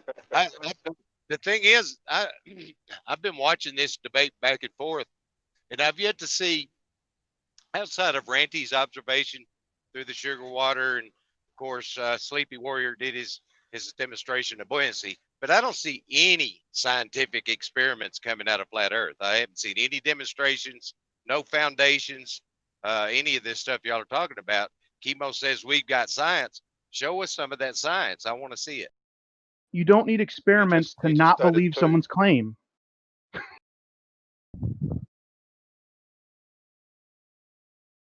In fairness to the rationality, Chemo, he gave a better argument than you did, or Ranty. And the problem is there. Well, excuse me, he did, right? Because the problem is, I didn't give an argument. I just asked him a question. Yeah, he was just asking questions. He did a good job with that. Just asking questions, showing the problems. Listen, you know what I mean, in the sense that... Will the Honourable Ranty please establish order here? What's going on with tonight's show? I was muted for a fucking half an hour. And what did you gain by listening to that liar? Nothing, right? Anyway, let me just say, it comes back to the nature of reality. They have an explanation offered up, right? They have it worked down to the finest of details, and he can parrot it all day. When it comes to flat earthers, right? Spurs, what's happening? Why is there a zero pressure area above? What's your explanation, as opposed to saying no, that's not the case, which we know it isn't, right? That's already debunked many different other issues before we even get to that. But the thing is, at least they have something to offer up definitive. And as far as I know, that do you deny gravity or some sort of prevailing force altogether? What do you think about ether, for instance? But that's a different question. But do you understand my point here? Not quite. You're saying that he gave a good argument, a better argument. In what sense? In terms of that little, you were just having a TED for 20 minutes or whatever. You know, it was leading nowhere anyway, but he wasn't defeated so easily. The bottom line is there's no proof of gravity. Well, I don't think we were able to get to the point, because he was in the hypothesis stage. So I don't know if that's a better argument to be in the hypothesis. He said, I don't know what the cause is. He said we can measure it. We can measure how tall you are, but I don't know what you've eaten to grow that tall. I don't know what caused that. He said I can measure how fast this car goes, but I don't know what fuel was using. You see, so he's at that stage in the hypothesis stage where he's saying, yeah, I can measure something, but so what? But hang on, we're dealing with what is questions here, right? So we're looking into the nature of reality. Again, you want to spend your time debunking and having these endless conversations with this guy. He will always bring it back. That's insanity, isn't it? No. He'll always bring it back to the same. And let me just say this. Let me say this, please, Spurs. You know this because you've been here since 2016. Before that, the same conversation that was had tonight, admit it, was had day one. And there's a reason for that. Is because you see, because the Globe Earther thinks that one is trying to convince them. So let's say I'm speaking to Scott Veach, Mr. Scott Veach, the astronaut's son. So, I know that he has to go down with the ship. His father's an astronaut. He could never destroy the legacy. But what we can do, Pete, is the people that look to him as an authority, and there are many people who will look to this guy as an authority, is show that he's not an authority. Okay, so the people who are listening will be like, yeah, this guy will be able to show it's a globe easily. And obviously, when we show that he can't, the people listening are like, "Well, what's going on? How comes this son of an astronaut is failing to provide, absolute proof that we're on a globe, rockets work in space, my father was in space, all of these wonderful things." So it's not about me. It's not about the person. I know I'm not going to convince Scott Veach that the Earth is, anything than what his family, his father was told him, whatever. So that's the point, Pete. It's not for him. It's for the people listening who think authority will. Let me piggyback on. Well, let me just say right to hand. You'll agree with this, I'm sure, right? You don't know, first of all, their familiar relationships, but I'm sure his father was let in the secret early if his story is true, right? And his father really was an astronaut. I think there's evidence for that. But yeah, I think you can be sure he was let in on whatever secret, whatever's the true nature of reality. And Scott Veach now is acting out his part as well in full knowledge of the true nature of the Earth. He's not dumb. I forget the conspiracy side. Yeah, absolutely. Yeah, Pete, I understand the conspiracy side, definitely. But because a lot of people see Mr. Scott Veach as an authority, and for me, it's important that we show the unlearned or the public that, hey, these guys who think they're authority are not what they say they are. They don't know anything. They're no different than you or I, right? That's the point. Yeah. So the person who's looking up to them, you are actually on the same level as the son of an astronaut, because you know the same thing, basically. You can understand the science behind it. Yeah, we can actually say that we have an advantage because, and this is one of the reasons why I won't come in for the same thing, but if their script doesn't change, right? We know this. We know they're going to say gravity. We know they're going to say pressure. We know everything they're going to say and how they're going to say it. They will never come up with a new argument. So if we come up with a new argument, if we come up with a new experience, if we come up with anything new, right, they have to deal with that now. And they can't because they have a script that doesn't have that on it. So this is where their paradigm starts falling apart. Like when you start seeing, and then other people can hear this and be like, oh, okay. And then maybe they can press one of their friends on it when they were like, hey, he's just going to say gravity and he measured gravity. And then I could say, no, he measured the rock. He didn't measure gravity. And then they feel a little confident to question the model, right? So yeah, there's reasons and there's opportunities there if you allow it to happen, I think. Absolutely. So it's very important, Pete. It's not for you or for the person that you're talking to, because they're going to war with you. They're already like, right, this person's a flat earther. I'm going to prove him wrong. He's not trying to be convinced. He's trying to show you how stupid you are. Right? I understand the greater battle here, Spurs, but my point is here, right? Anyone in the audience, many people are listening, maybe 100 people. Every single one of these people have, like the rest of us, heard the same arguments back and forth again and again and again. So if there's new people coming into it, fair enough. But we can also understand the nature of the arena. And if it's all set up, You need to bear that in mind. 154, Pete. 154. Don't leave me short there. You've got to be happy with that. Yeah, and yes. let me just say this to Spurs. Let me say this to Spurs. I said the same stuff on my own channel, and we've spoken for years at end. My early doors came to this conclusion. Everything based on a spinning ball Earth is fantasy because they had the Earth itself move. That's the question that they started with, right? What move? This has to be our first basic question. They had the Earth moving, and everything else follows from that. As we look at the sky, with the rotundity then explains what we're seeing, and everything is built on that. If you focus all your attention on that Earth's movement, then it all finishes, because we all have a universal experience with water, which is flat wind still. And once we understand the Earth doesn't move, or at least you can't assume it to move, you need to prove it, well, then the ball doesn't enter the equation based on that universal experience with water. But that's not been dwelled on. But again, yeah, everyone's playing a different game here. I'll tell you something for nothing. I'm not playing any game. I'll tell you that. Here we are mid-corona. I won't be able to go to the shop for eggs tomorrow unless I wear a fucking face mask. And there's going to be war. Actually, I went into a bookstore today, O'Mahony's in Limerick City, and I wasn't even going in or anything. There was a big booth in front of the door, and your one was there like a security officer with a mask behind the thing. And I walked in, and she immediately stepped out of the booth. Sorry, you can't come in without a mask. I said, what do you mean? And just like went on for, as I said, just passing.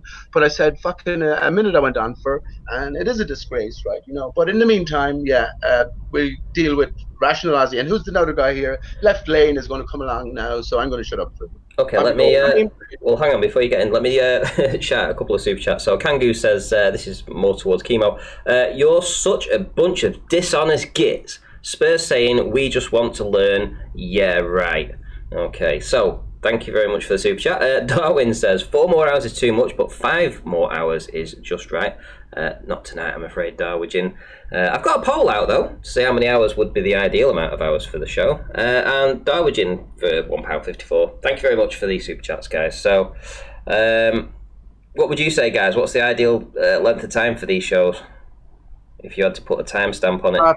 I mean, you got to hash. Some of these things can just take hours to hash out. I mean, I asked our Australian friend. I hope he's not in New Zealand, but I'm trying to offend anyone here. But we asked him here how long to explain gas pressure without a container. And he said, so if you have no basic knowledge, it would take I've got a poll the out, majority though, of the day. And like, if you have some knowledge, it takes a couple of hours. You know, and it doesn't take that long.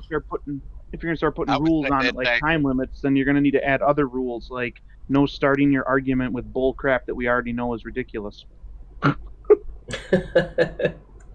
the thing is, see, that leads me to this. I say 60 to 90 minutes, Ranty. I say that's a good amount of time if you're looking. If someone shows you something and demonstrates it, and you know, just because you don't understand or don't believe it does not make it not true.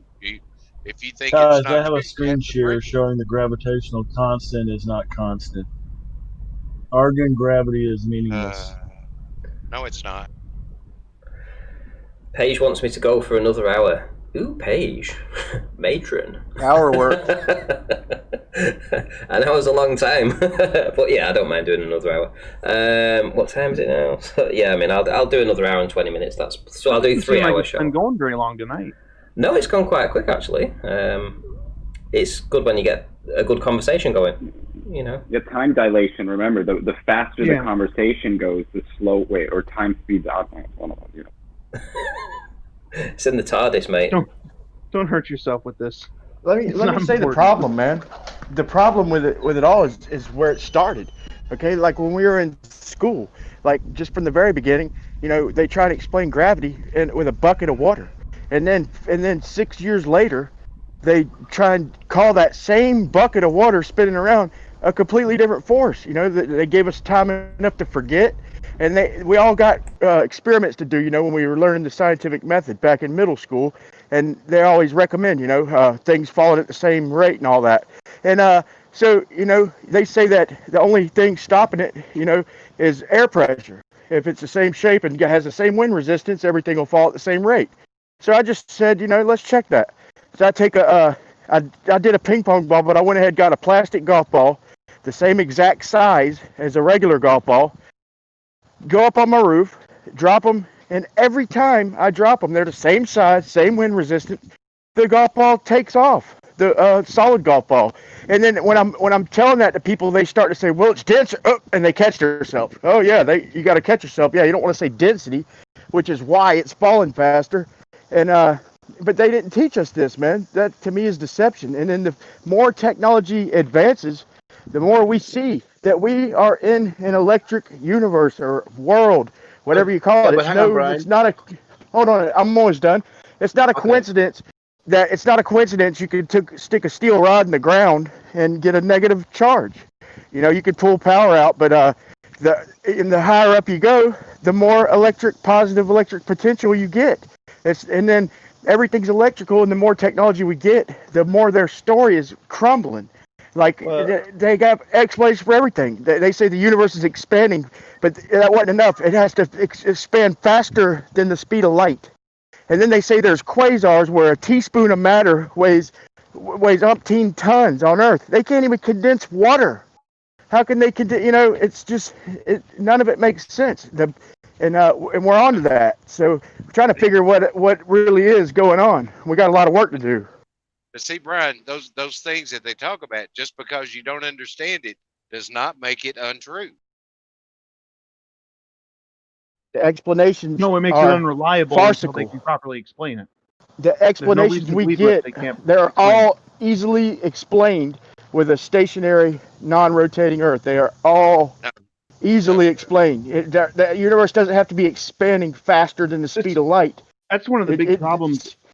This idea that the argument of the numbers are too big, or the tools are too expensive, or the things are too small for you to know about it. Only the special boys with their special tools or their special money get to know about it, and until you go through their rules, then you can know. That's not an argument. If you can't show me with my senses, everyone has the 5 senses, and there's no interpretation or extra knowledge required. If you show me something in front of my eyes can see it.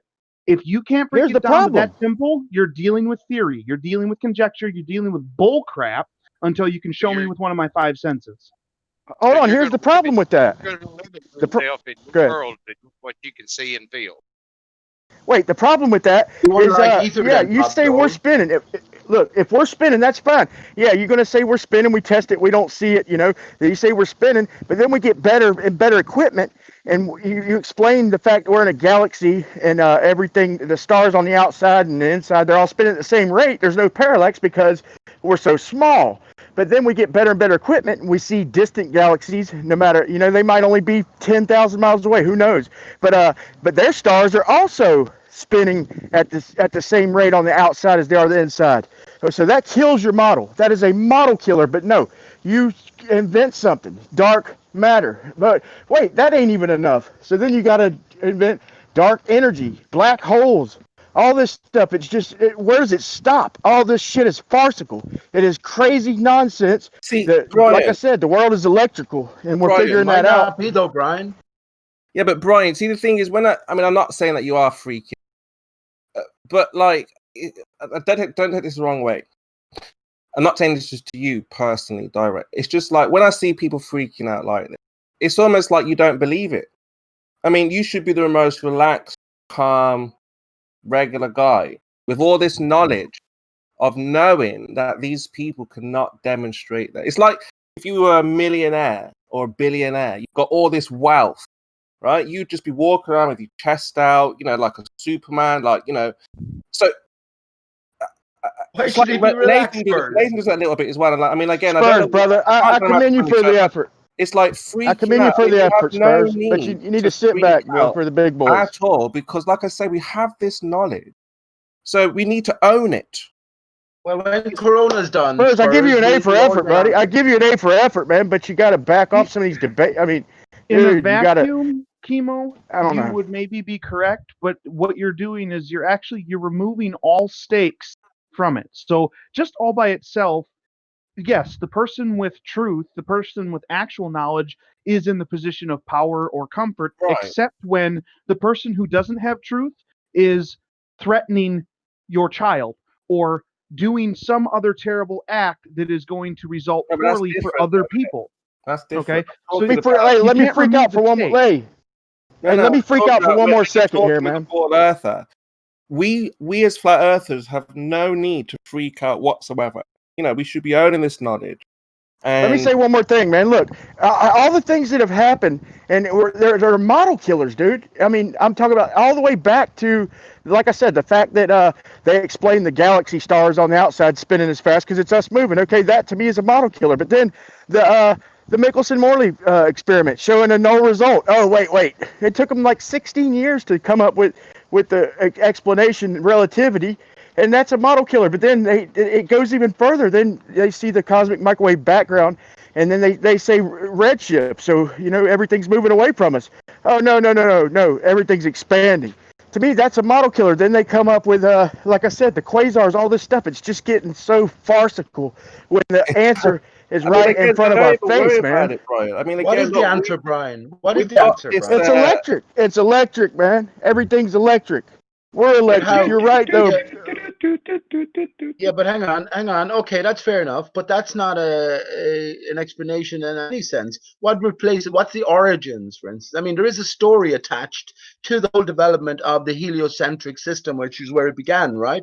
Now, we can throw it out, and we can say it's all, as I mentioned earlier on, it's all a venture into sort of fantastical land, you know, or we can think of it in a different way. Maybe it's a metaphor. Remember, Spurs, who are you fighting against? The minions that you spend hours and then you've spent thousands of hours against these people, right? They already know the Earth is flat. Right, They've been sent in by somebody. The people who are feeding us the story know the nature of the reality. Disco wants to say something. Sure. Disco, you were trying to say something. But Pete, fighting against injustice, you know, you see people protesting and, you know, no justice, no peace. Well, I'm like, no gravity, no globe. You know, and they're teaching young people this lie. Now, to me, that is an outrage. You know, these kids don't have any chance to figure these things out for themselves, and they've been told about rocket. I mean, I wanted to be an astronaut when I was a kid, go into space, find out this is not real. This is a nightmare, right? These kids nowadays sense the bullshit, Spurs. These kids nowadays, they sense the bullshit. Trust me, these kids nowadays sense the bullshit. They don't accept the answers nearly as easy. They're way more open-minded without us even doing anything. They're way more open-minded. But my question is when did astronomy and cosmology, when did that become science? I mean, at what point in time was that considered science and fact? When did it move from philosophy? Right. Well, like I said, we're here to change the game. This is what I'm saying. That there's what history are you going to go by, Brian? Where are you going to go to get the correct answers to that? What the current code was 1,500 years ago? You know what I mean? Well, this is what we're doing, Brian, right now. We're changing. I mean, this is what Anthony was trying to do, you know, with that thesis. You know, you've got QE, you know, looking deep into the science. You know, all of us are looking into the real science, the real education, and we're changing everything about the way people understand and gain knowledge. See, so that's what we can do is just raise awareness and just educate the people out there who have a misunderstanding. That's all. That's all we can do. I'll give you that. But yeah, when they introduce cosmology, it's like science. But you know, we got to know our bounds. But man, I was about to say, the main thing is the technology they try to use, like technology, like GPS proves a ball. Yeah, you map everything out, longitude and latitude. Of course, it's like math proving math, GPS proving GPS. It's insane, but they try and use technology as science. Like where would we be without science? What the hell's that got to do with cosmology and all the bullshit fantastical stories? That is what's held science back. Is all these rules, you know, all these rules and regulations and laws. No, that's what's holding science back. We're here to change all of that. Like I said, I mean, the people of the future are going to be learning things and understanding things in a completely different way. Like we saw with Aussie Realist, he now knows he can hypothesize all he wants, right? But he now has an understanding that he must have an experiment to show cause to the effect. Otherwise, he stays in the realms of hypothesis. Now, who wants that? To stay in the realms of I wonder. Yeah. Spurs, experiments don't prove anything, right? No, experiments. Yeah, that's what I was going to say. Like even if he got Even if You he can got only past rule it the out. like that scientific method stuff, like I can, bro, if you put me against some guy who's preaching the scientific method, no offense to the people in the room, I will destroy you. I will destroy your scientific method because it's based on the observation and then drawing a conclusion, right? So once you leave the observation and start drawing conclusions, you've left reality and you move to philosophy. Okay, So right I hand. can, Well, you I have can to use a define scientific reality then, method. right hand. I can use a scientific method to prove that humans need liquid water to stay alive. no, yeah, okay, Okay. hang No, on. you can't. don't You agree use with that? you don't No, you need the can't. scientific you don't use the scientific method to prove humans need water. You use just observations that when people don't get water, they die. Okay, now you're gonna say, I well, see what you're saying. hang on. All right, sorry, go. I see what you're saying, man. Right hand, I was going to say, what Okay, about so water in here's the the thing. gaseous form? Hang on. Let me explain this point. You'll understand what I'm saying. So when this scientific method tries to put it says we start with the hypothesis. Now a hypothesis is hang on. You start with the observation, then the hypothesis, right? So now the observation we saw the object fall. Now the hypothesis is a guess. A guess is the personal mental gymnastics of one individual. Now 7 people can have 7 different hypotheses for the same observation. Right now you're going to say we're going to test it. The test is the observation. Now at a certain point, you're going to get to an observation, and then you're going to say, why does this happen? Because you can't see the underlyings, and then you have to draw the conclusion. And this is every I see what you're saying, method man. ends with drawing a conclusion. Let me say one more thing, man. Well, go on then. I want to respond to right hand. Yeah, one more thing. I see what you're saying, right hand. I see what you're saying, but I would say this: the scientists back in the day, okay, they did their best to come up with a method to keep the bullshit out of it, the fantasy out of it. So I support the method. They even named the shit outside of it, and even in the dictionary it says pseudoscience. Any kind of science that doesn't outside of the scientific method. They did their best to protect us from garbage, okay? And so I'll agree that some of the explanations can be interpreted different ways, but the fundamentals are there, and I think that's the best we got. And I think technology like experimenting with semiconductors and all this shit, yeah, that's technology, man. It's backed by some scientific principles, but they knew where to draw the line. That's why it's called science and technology, because it's not the same. Engineering is not science. So I say we get the best proof we can through the scientific method. I've got to agree with that because it's the best we got. But I see what you're saying, though, right? Okay, so right hand. So in life, investigation, cause and effect. So it doesn't have to be science. It can just be whether it be a police investigation, whether it can be in your house and something goes missing. Someone's in your house. It can be it can be anything. Cause and effect. What happened? So obviously in science, they just follow that method. So, like I say, if the police had an investigation, who killed this person, they would follow a method and say, well, we know following this method that person did this. They caused this to happen, or they broke into this house, or, they've robbed this car, whatever it is. So the idea is with science is that they see a phenomenon. Now, if you want an answer, you can either guess or you can predict what you think the cause is. And then obviously you can test that, right? The same way as anything in life that you would test whether something has happened, right? I like Pete's questions, man. I like philosophically come to any truth, Spurs. Wait, Pete. Can you philosophically come to any truth? So I can't hear you, Pete. Can you philosophically come to any truth via logic, reason, and applied knowledge? Applied learning.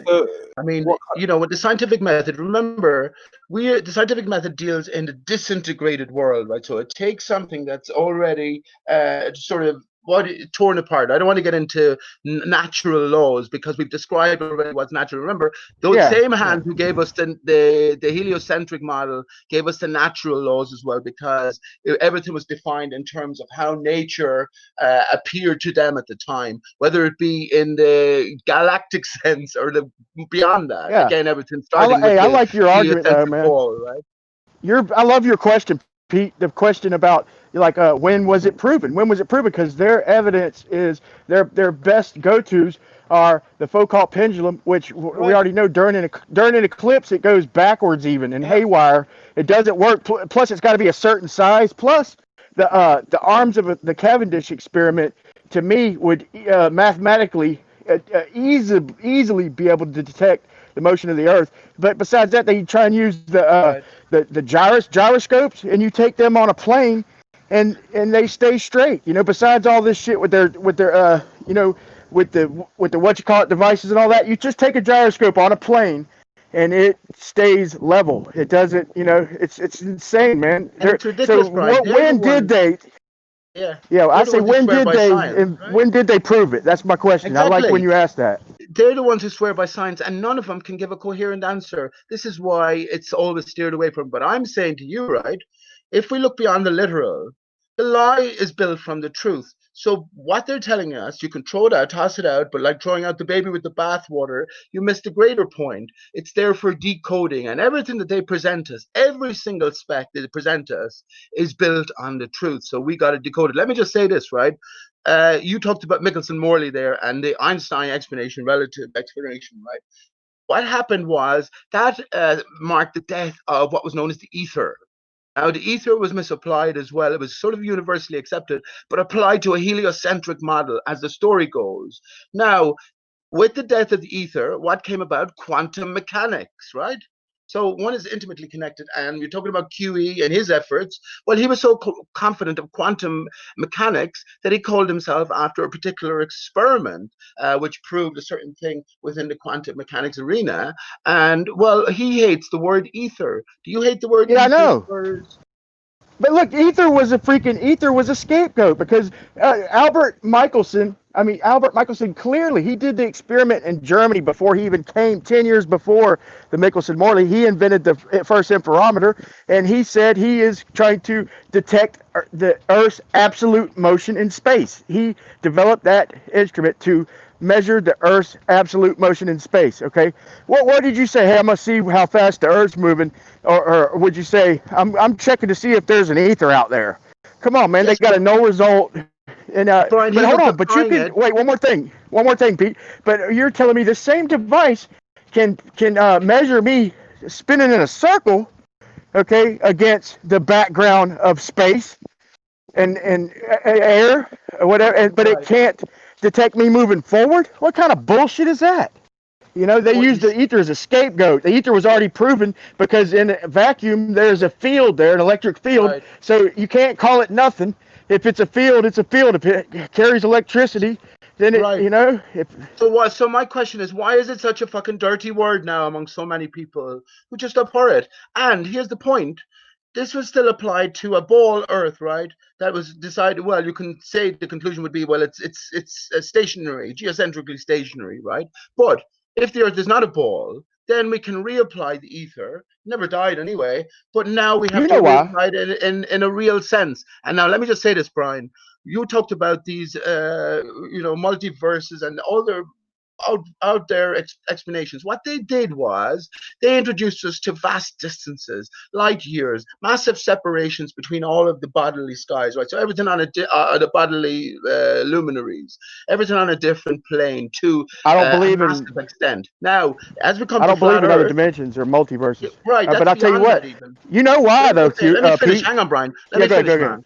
So as we come to flat Earth now, as we get to ask, well, what the fuck is really going on, right? Now we can consider that everything is up close and personal, but also that everything moves around on a singular plane. And that fucking changes everything, because we know the energies of the sun. If that source is within the Earth somewhere here, right? And it's projecting upwards, and we're under its sort of reflection, right? This ether then can be understood in that sense. Do you understand? So it's about applying that. I totally reality. understand, but you know why the ether is a bad word to them, man. It's obvious. I mean, the battle has always been between science and religion, okay? Science and religion and the ether, okay? And they have scientifically proven a creator, and that's great work. Yeah, that's great. But if you add the ether back, then that kind of breaks down that experiment a little bit. It doesn't. Then light ain't necessarily a particle anymore, right?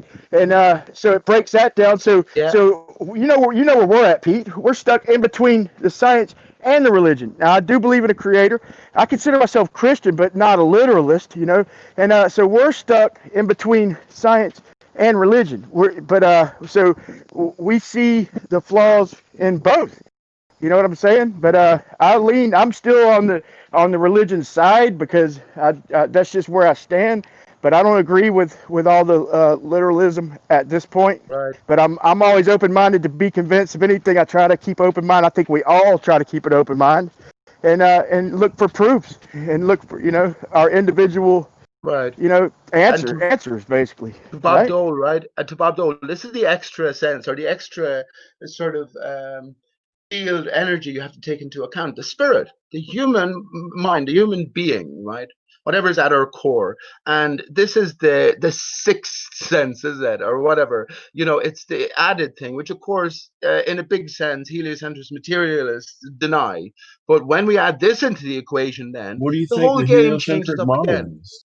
Well, I mean, you don't have to put your finger on exactly what your spirit is or where it resides, right? But there is a greater force, an ethereal force, which is us, right? And we're placed in this situation. So maybe we had the ability to fucking piece together everything and work it all out from the very outset. And now is the time. And also, Brian, maybe Michelson Morey, maybe Einstein, all of these other actors, I take them all to be actors. They all knew all along. They're all Masons, Illuminati, whatever. They all knew all along that the Earth is flat and stationary. It's a known open secret. I'm not sure I agree with big groups like that, but I would definitely agree there are a few people who did not abide by, the laws that they put on us in science and whatnot, and there are inventions that kind of hint to that. But yeah, there are people out there with the technology. They handcuffed us with their science. Okay, they act like science is wide open and all that. No, they've handcuffed us with science, with all these laws and saying what can't be done. You telling me what can't be done? So they have but that's how they stay up in technology. It's like a fishing spot. Okay, like if you had a spot, you live at South America, right? And you have this spot where you go whaling or something like that. You're not going to tell anybody where you're getting all these whales from and all that, because you want to stay ahead. Okay, it's personal greed, and they've taken it to a whole new level, I do believe, and they have the technology, and it's there for all of us, though. It is there for all of us. We put our heads together, but half the people are stuck in La La Land. Shout out to SE. They're stuck in La La Land. What better way to confine a people than tell them that they go that way? They're just going to go in a big ass circle, and convince them in the same breath that, well, you can't go beneath the 60th parallel, the 60th degree. Oh, you can't go up north so many hundred miles to the North Pole either. Oh, who believes that bullshit? It's obvious, man. They have us right where they want us, and it doesn't have to be, a crazy uprising type of thing. Let's, in the name of knowledge, the name of truth, let's put our heads together and figure this shit out, man. Stop all the debate and people are starting to open their minds up, but I'm not sure it's going to happen while we're still alive, but it's possible. Anything's possible, Pete. No, man, this is all going down this year. I say we're in the new era already, and all of this information. Look, this is a completely new arena here, which is why it's so frustrating as well. It's completely natural in a sense, but all of this is for a reason, I say, and it's a greater plan in play. Have faith in it. There's wondrous things going on, I say. And what if the real truth, Brian, that was being withheld from us was maybe both extremes? It was horrendous, or maybe it was wonderful, and there was an ultimate purpose to us having a life. Life has to be about something. Look how yeah, it does. It does have to be. And look how fast. I mean, look how fast metal corrodes. I mean, even stainless steel. Throw it in the ocean and we'll see how long it lasts. Maybe a year. Maybe they act like our forefathers didn't have technology. That's insane, man. Look. If you really dig into it, you can see, and they did their best hiding it. But you see, the technology they had in even the 1800s, like cross ocean communications and stuff. They had this stuff for a long time. People ain't stupid. They've never been stupid. And all they got to do, though, Pete, is keep feeding us. They know that. As long as we have food, then we will be calm. Okay, as long as there's food, there might be contention, right? But there won't be no civil war, nothing crazy. As long as we all got food in our belly, and so as long as they keep that, they know that. So that's all they have to do, and they've isolated the market. They know how to make surpluses of food, and as long as they do that, we'll stay calm. That's why I say we do it in the name of truth. Well, let me just say, and I'll go on mute, leave someone else talk. I think there's a different reality in play. And all of these actors playing their roles, they're all in on it. And they know that the real nature of our reality, and up to including the real nature of ourselves, will be made known. And we're in and around a time for it. And what's happening is the illusion has been shattered. And this is the transition period, and look, we're all in it, and everyone remember 2020. It's not over yet. Not over yet. I agree. I just had to step away then for a minute, guys. I've been out filming. We have had the most tremendous electrical storm, and it's still going right now. I mean, the lightning is just constant. It's not stopped for 15 minutes already. So it's just unbelievable. Just as I said, 2020 isn't over yet. It's an omen, I tell you. I've never seen anything like it. I've never seen anything like it. I've had the P1000 out filming it, and Frankie, when I tell you, what you're saying because somebody else is talking nonstop. It's just constant. Who's talking? Can you hear someone talking? Nobody's talking. Why that guy keeps coming in with random bullshit interruptions? Who is that? Who said that? That someone keeps talking nonstop. I don't know. But anyway, Left lane. Anyway, yeah, this is just unbelievable. I've never seen anything like this. Never seen anything like it. The whole sky is just completely lit up constantly with this lightning. And the thunder, you want to smelt some metal, Ranty? Just take you a 20. Well, I wouldn't do it now, but take you a 20-foot rod of rebar and take you a couple helium balloons and tie you the biggest few pieces of copper and twist them together and send it up about 100 feet, man, and put that rod of rebar no, dumbass, and like a bunch of aluminum cans to get a message through because of the buffer. Right, listen, I'm gonna carry on recording, guys. I'm gonna be back in probably 10 minutes because I can't miss this. This is once in a lifetime thing. You crack on, guys. It's electrifying. Hey, film it at high speed, man. Yes, so talking about the ether as well. Then? Yeah. How you doing, Paige? Is it good? How are you, Pete? Yeah, good there. Good there. Off you go, Paige. That's good. Now, remember the other day, guys, when Brenda and I can't remember who else it was, I was reiterating my understanding of the Foucault's pendulum in the most basic way I could so that there was no misunderstanding that this thing was in a different reference frame, like a gyroscope. It's not attached to the Earth. It sees the Earth's motion underneath it because it's in a different reference frame.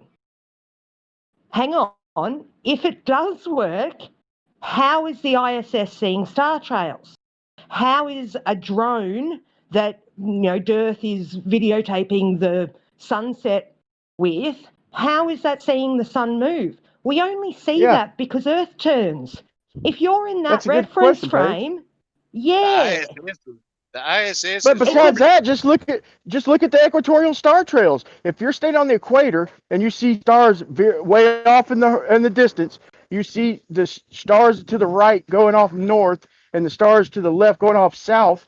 Okay, that's two separate directions. Okay, we're only moving in one direction supposedly. Besides all the orbits and all that. If they are, and every equatorial star trail you see, they try to use that as proof, is going in two different directions. That means they are diverging. That means there are different star trails. They're all going east to west, so they're not actually. But the whole point is they use the Foucault's pendulum and this gyro that Bob, used. They use that as proof of Earth turn. So if Earth is turning, that drone should not see the sun move. The ISS should not see those stars move. Wow. Yeah, and the arm of the Cavendish. I agree. The arm of the Cavendish should not sit still, right, Paige? You cannot say the atmosphere moves with the Earth and carries the drone or the ISS or whatever, because it would do the same thing to the gyro. Everything backfires on them, Paige. Look, they come up with an experiment that's so delicate. It's so delicate most people give up. I did, but to get the damn thing to sit still, you can't get it to sit still because it's so delicate to motion. It can detect like 100,000 or millions of whatever to get something to pull. But we're supposed to be moving, okay? We're moving, but you can get that shit to sit still. Their own explanations are their worst enemy. And I think people like this rational Aussie guy come here 5 years late and think their side has done such a bad job that we haven't been told these explanations already. Like, does he not think his own side in the last 5 years has told us all the things he's telling us now? Like, what do you think? What does he think we've been doing for the past 5 years? Yeah, no, I'm going for Team Rumpus, man. If he does this, he seems like an honest guy. I know he's under a really rooting spell. for Rumpus to see this. I think, and if he does this test honestly, and gyro shit, he will. It's like a light bulb goes off in your head, and you go, "Holy shit!" Yeah, right. It's to me, it's plain and simple. It's plain and simple. It's exactly. Look, it's plain and simple, Paige. Look, the way I've come to this conclusion is that either it's a ball, which I'm just not sold on that, or look, either the Earth curves or light curves. Okay, one or the other. Okay, so you look off in the distance and you see the horizon moving up and down, so you know light bends. Okay, so if light bends through a denser medium, you know, then that's why they can't come up with equipment to cut through that shit. You know, if up close, if you're seeing blurry and all this stuff, then they can invent glasses and all that. But they can't invent nothing to straighten out or focus in on atmospheric stuff like that because they don't understand it. They think it's Earth curve. That's my thought. That's why all their explanations fail, because they're trying to explain something backwards. They're trying, you know, we say the sun is moving, the moon is moving, the stars are moving. That's why when you lift yourself off the ground with a drone and you videotape the sun, you will still see the sun moving because it's the sun moving. That's why you see the same thing, whether you're on the ground or in the air, you see the same thing. So their best argument they have no proof. Yeah, either they have no proof of Earth turn, the gyro and the Foucault do not prove Earth turn, or it's the sun and the moon and the stars that are moving. That's the only two explanations for this. Yeah, back in the day, they were saying that, you know, the stars, how come, you know, they're all these distances away? Why are they moving at the same speed? You know, that was their proof, you know, that they're all moving at the same speed, even though they're everywhere, because it's the Earth turning, not us. And lo and behold, we look out further and we see little mini galaxies, and the stars on the outside of them galaxies are doing the same shit. Like, it just goes right back in their face every time. They've even proven that galaxies that are billions of light years apart are connected by filaments. Like, how the fuck's that possible? They're not billions of years apart at all. Ain't that crazy?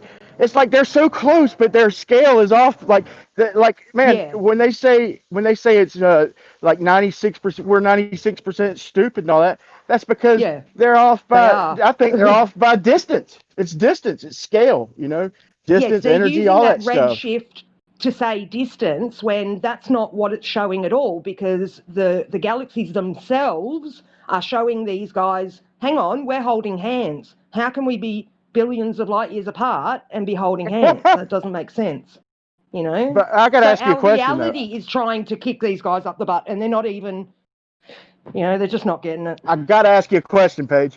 Where, I mean, I get to pondering the, you know, the heavens and all that, and I'm like, and I get to thinking, how far are these things? Like, how far do you think like, let's just say the most distant thing that they explain anyway, how far do you think it is? I think?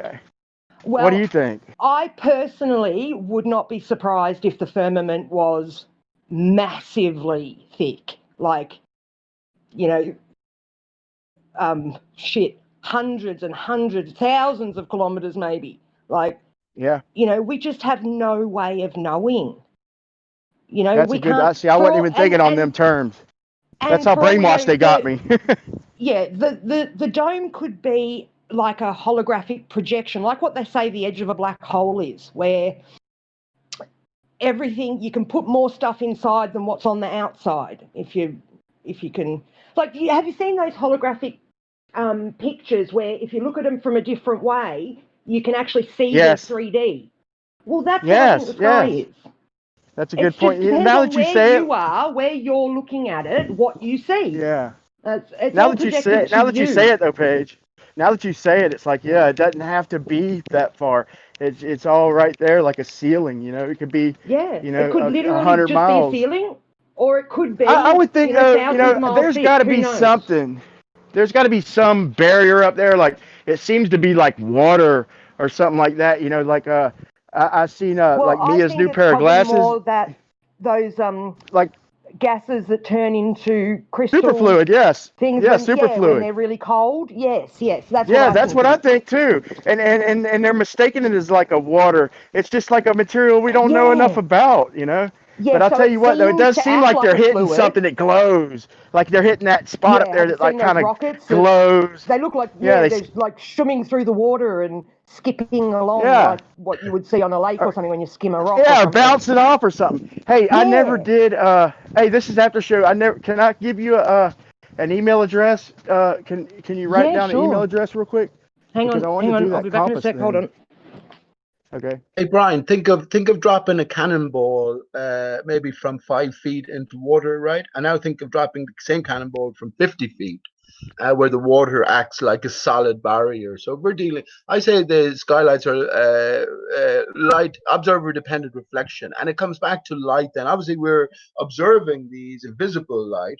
So what is light? Well, I say light is an effect, right, as opposed to something within the sources of, or at least visible light is anyway. And when you rise above the atmosphere that we're looking through, which is mostly water, right, is water everywhere. Well, then of course the stars seem to vanish. Let me just give my estimation. I think the barrier is no higher than in and around 60 miles up, and this is why they give us the Kármán Kármán line at approximately 60 miles. So it's and it seems so close and personal in that sense. That's a good point, man. And it seems to like come down like at night. Like it might even be a little bit lower at night. I don't think it's an exact set point. I think it varies. But that's a good point, Pete, man. Like I said earlier, man. Do you know they've shown that the distance is different during the night to during the day? They bounce stuff off it and find that during the day the return signal comes back quicker. They think that happens because the heat of the sun speeds it up. So during the day it's like 50 kilometers or something, and at night that's where like right 90. The hand is spot on. It's like 90. That's where right the hand is spot on. Is he's spot on because they and what you just said, Pete. Like they see an effect, okay? Then they come up with the explanation and then start calling it a prediction. They see an effect. Yes. They figure out why. They you can make gauges out of stuff. They think they and figure then you out could why. explain it, and then you could start calling it a prediction, right? But let me give you my email real quick, Paige. All right, it's shoot. BRIANF. Yep. LEAKE. At Gmail, at gmail.com. And you wanted a compass from here, didn't you? Yeah. Well, if you could just email me, because I don't want you to give out all your information over there. If you could just send me a private email, and I could email you, and then I could get the information where I could send a few bucks. I'm gonna send you a compass, and I'm gonna just send you some money, and when you can, and you want me whenever. to send you one back? Yes. Yeah. Next time I go into town, I'll grab one for you. No worries. I'll go into my email now and send it to you now. Yep. Thank you very much, Paige. But so that's what they do. They figure stuff out. They figured out how fast things fell, right? And they measure it and all that, and then they this might be a crude example, but then they start, then they scale it and all that, and then they call it a prediction. It was nothing more than a measurement and then an explanation. And then a prediction, and it kills me. They try to say the eclipses, it's how many times they got to see stuff about the solar cycle, and to see that the predictions run in a cycle, an 18-year cycle, and anybody can predict them. Well, not just anybody. It take you got to pay attention and map all the stuff. But there's nothing in the heliocentric model that runs in 18-year cycles, and they know that, so they can't go along with that. Because everything is like annual, monthly, they have a hard enough time with the comets, and some of them that go away for so long and come back like Halley's Comet, like so many years, they have a hard enough time with that. What does 18 years have to do with it? That's the solar cycle, man. Every 18 years, if there's an eclipse, they can predict it down to the minute. The guy from NASA that predicts the eclipses, he's already mapped it out for another like 500 years, and where they were able to create a program on it. Okay, and they admit all this stuff, man. And it's off a geocentric Earth, and it's a solar cycle. It's every like 18 years and 11 hours or 11 minutes or some shit like that. I'd have to look, but I don't want to tell you exactly because I don't want to lie. But it's like 18 years and like 11 minutes, something crazy. And whatever happened is sure as shit to happen again. 18 years and 11, we'll just call it hours. And 11 hours later, that same eclipse is going to happen right then and there where it happened 18 years previous. Look it up, man.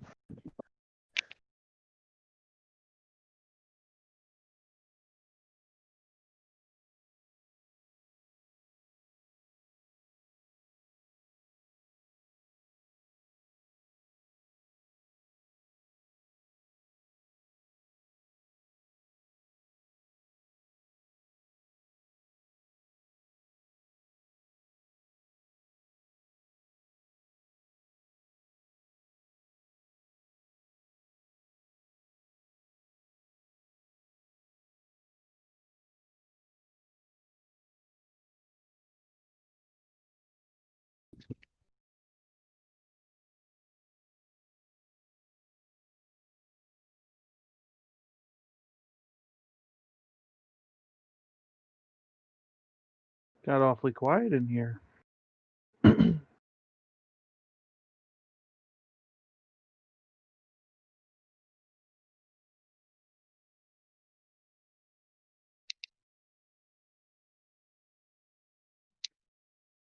Somebody want to hear some wild speculation that I have nothing to back up with? Done, Brian. Okay. Just by the way. Yeah, go for it, Bob. Love speculation. Okay. I'm going to reiterate that I have nothing to prove this or back it up or anything. Just some wild speculation I was thinking about. Somebody mentioned that. Yeah. Somebody mentioned that that things weigh less at the equator, right? And we have this like North Pole. It seems to have something electric or magnetic or both going on with it. And I was thinking, like, what if one of the reasons they keep us above the 60th degree parallel in the south is because that movement away from the North Pole is what causes the slightly lower weight at the equator? What if it keeps going the further you get away from the North Pole? And as you get below like the 60th degree, there's even more of that effect.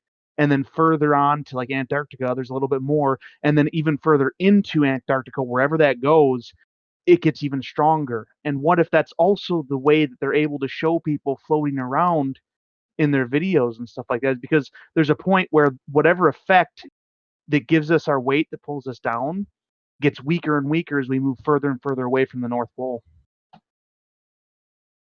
I like it, Bob. Sounds like fun. I like it. Has anybody seen that video? I caught it. Yeah, I think it was on Owen Benjamin's stream once. There's a guy, I think, in Florida or somewhere who's built a thing. I can't remember the name of it, the Crystal Palace. The Coral Castle. And they kind of floats rocks around. And I keep meaning to look into it, but then I keep forgetting to look into it. But they're saying, theoretically, it's the same technology that could have been used to build pyramids and move massive stones and boulders and pillars and what have you. Has anybody seen that? Know more about it than me? I have seen quite a bit about that, and there's a little bit of information out there, but it's confusing, and there's really nothing conclusive. There's some pamphlets he wrote. There's some videos of people visiting the Coral Castle. It's not real clear if he just used leverage and the coral's own weight, or if there was something else special that happened, but there's really not enough evidence, in my opinion. Excellent. So I won't bother looking into it then. Well, it's kind of interesting regardless, if you want to go into a little rabbit hole, but I couldn't come to any conclusion when I looked into it personally. Yeah, I'm a bit of an information whore. I'll just look at anything. I can look at information, think about that information, but not take it on board. You know how some people you tell them something and that's it. That's it for them. It's instantly their opinion. Yep. Yeah. I'm like, no, I don't really have an opinion about much. I know heaps of shit about heaps of shit, but I can't prove anything. So what's the point in me trying to, right? Convince somebody why is that else? not the default for everybody all the time for literally every subject? Yeah, it's that's bizarre. Exactly what it should be. Is like, you didn't prove this thing to me, so that's not true until you show me. Yeah. Like, it doesn't matter. I just think that's a rational way to be. I know. That's my like sister, the only rational my sister answer is for like, something that they can't show you. Yes, well, yeah, I agree. But my sister and I are like polar opposites. She did the whole high school, college,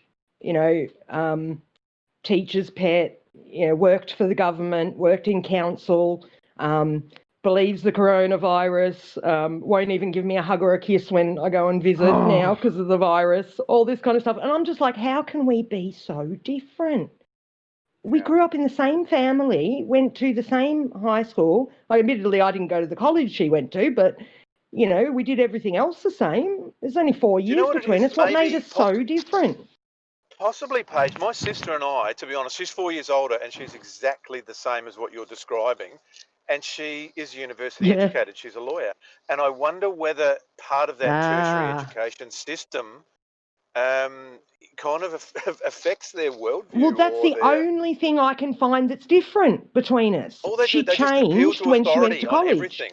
Yes. They appeal to authority on everything. Defer to authority all the time. And I've always been a kid that went, no, I'm not doing that. No. She'd just be like, okay, no matter what they told her to do. If you were an adult and you told her to do something, she'd do it. I'd be like, fuck off, I'm not doing that.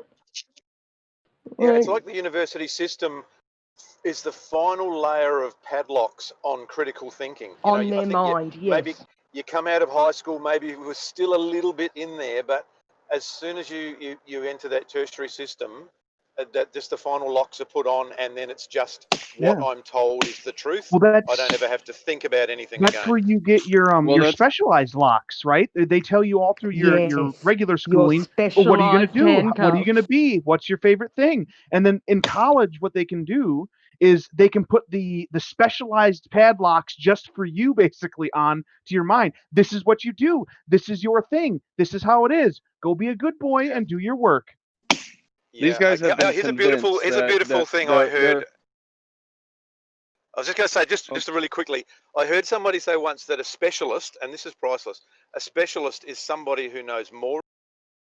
So yeah, guys, I'm just downloading now the the videos that I've taken with this this lightning. 5 minutes left.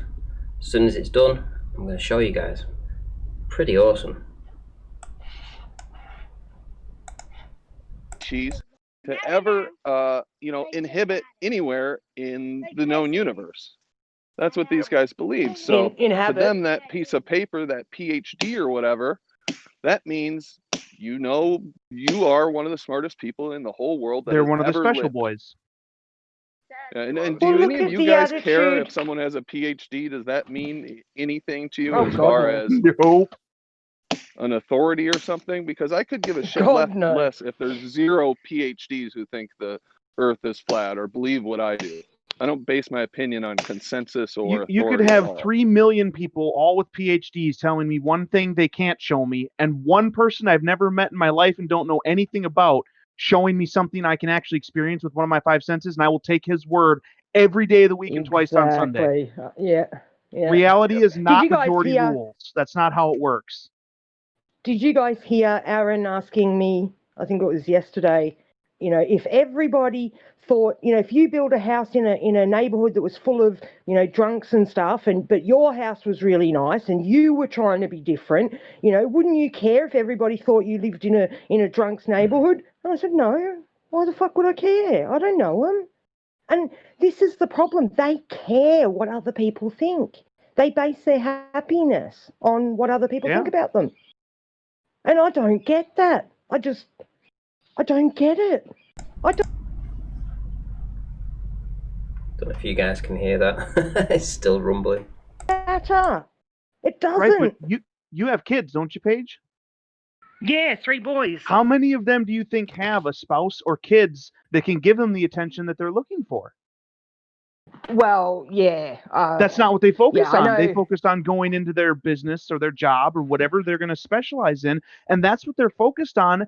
And I think that they're told That's what often, gives like, them their you can have your happiness. kids when you're 40 or 50, when basically you're starting to get used up. Well, now you're allowed to Well, reproduce and have some I'll kids give to you replace another you, basically. example. I'll give you another real life example of that. I had 3 kids, right? First one at 21. My sister, 4 years older than me, she couldn't decide whether she wanted to be with a girl or a boy. So she went girl, boy, girl, boy, girl, boy, all the way through her life.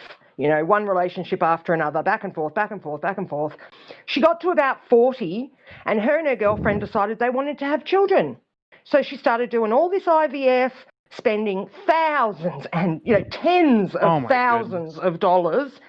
Her girlfriend ended up leaving, and now she's found out she can't, the IVF just won't work. She's too old. So she wasted her, and she's devastated about it.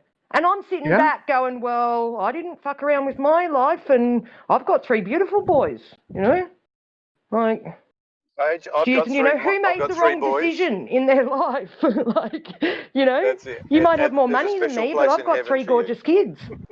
I hope so. Yeah, I hope so. Yeah, mothers of 3 boys have got a special place. We should have. It's hard work. I know. Yeah, no, my boys are beautiful. They're good kids, very, very smart. My oldest has got Asperger's from his MMR vaccination. My youngest has got ADHD. My middle one just is like me. He's just out there. But yeah, they're sweet as gorgeous kids. Sorry to You're not interrupt. aware that Apparently, vaccinations don't do anything? They don't have Tell any my son negative that. side effects. Yeah. No negative side weren't effects you at all. aware? He went from smiling happy baby to stone face in That's about why 2 here in the days for United no States- reason at all. That's why here in the United States, they had to set up an entirely separate court system for cases against those companies, is because they don't do anything negative. Because they don't. Yeah, they don't do anything negative. It's people like Brenda when she came in the other day and said about, flat Earth doesn't cause problems, but, people who think vaccines, they kill children. And They're I'm like, you don't murderers. even have children. You don't even have children. I have a child that's been harmed. He's nearly 20 years old. It's the improvement I have seen in him over the years from all the therapy and, oh my God, the shit we had to go through. Holy crap. Like, When Brenda I said wouldn't that, wish I thought that to on myself, my worst enemy.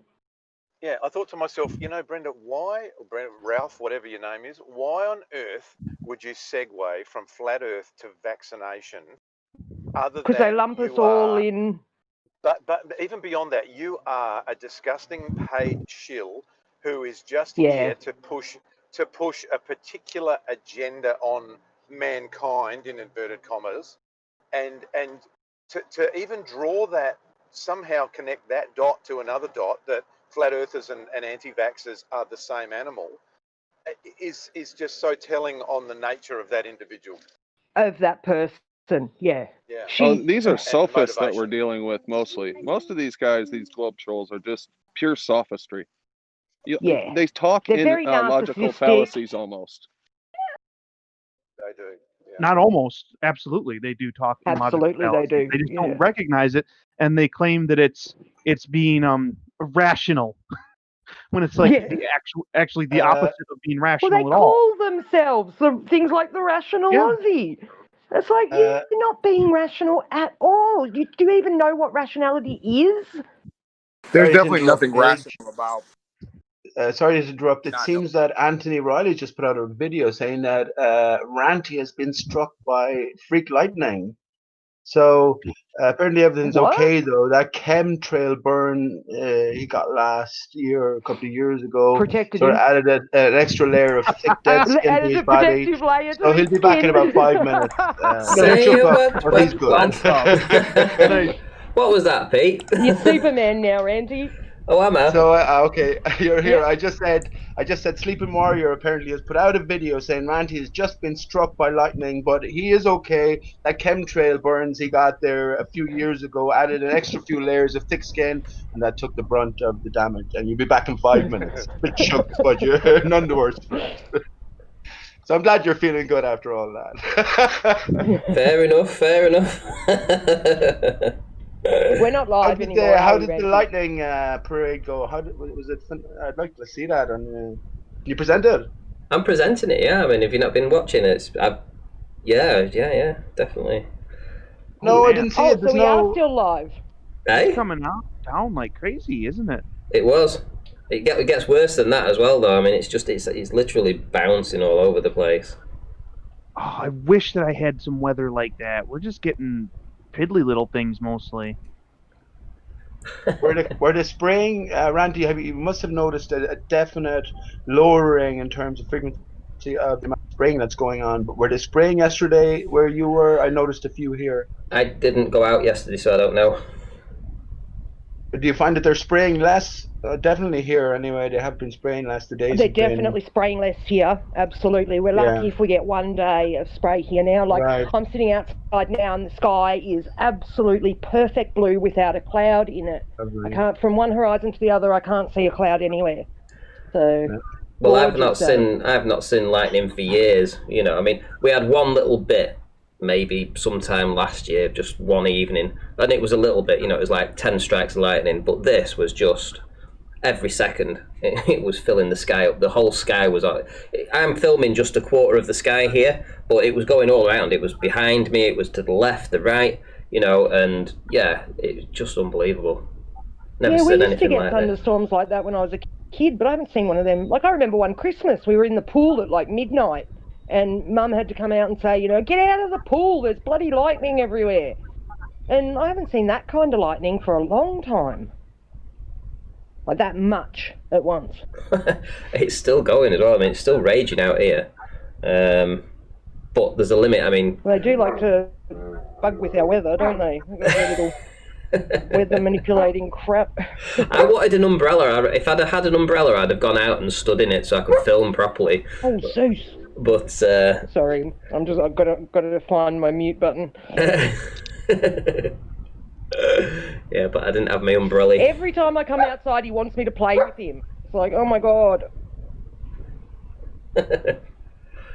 Yeah, well, I saw this one time when I was in Dominican Republic years and years ago. So they had an electrical storm out to sea. It was similar to this, I would say, but to actually be right underneath it was, yeah, something different altogether. So did you hear what I said before about the Foucault's pendulum and the star trails and the sun fade away videos and stuff? What they prove? I'm afraid I missed it, Paige. I was out filming this for about half an hour, so. Well, you know how I was trying to explain to Brenda and whoever it was the other day what the Foucault pendulum is. That it holds its rigidity in space. It's not attached to the Earth, that thing that's moving, that proves the Earth is moving, just like the gyro. It's lifted off the Earth, therefore that's why it sees Earth turn.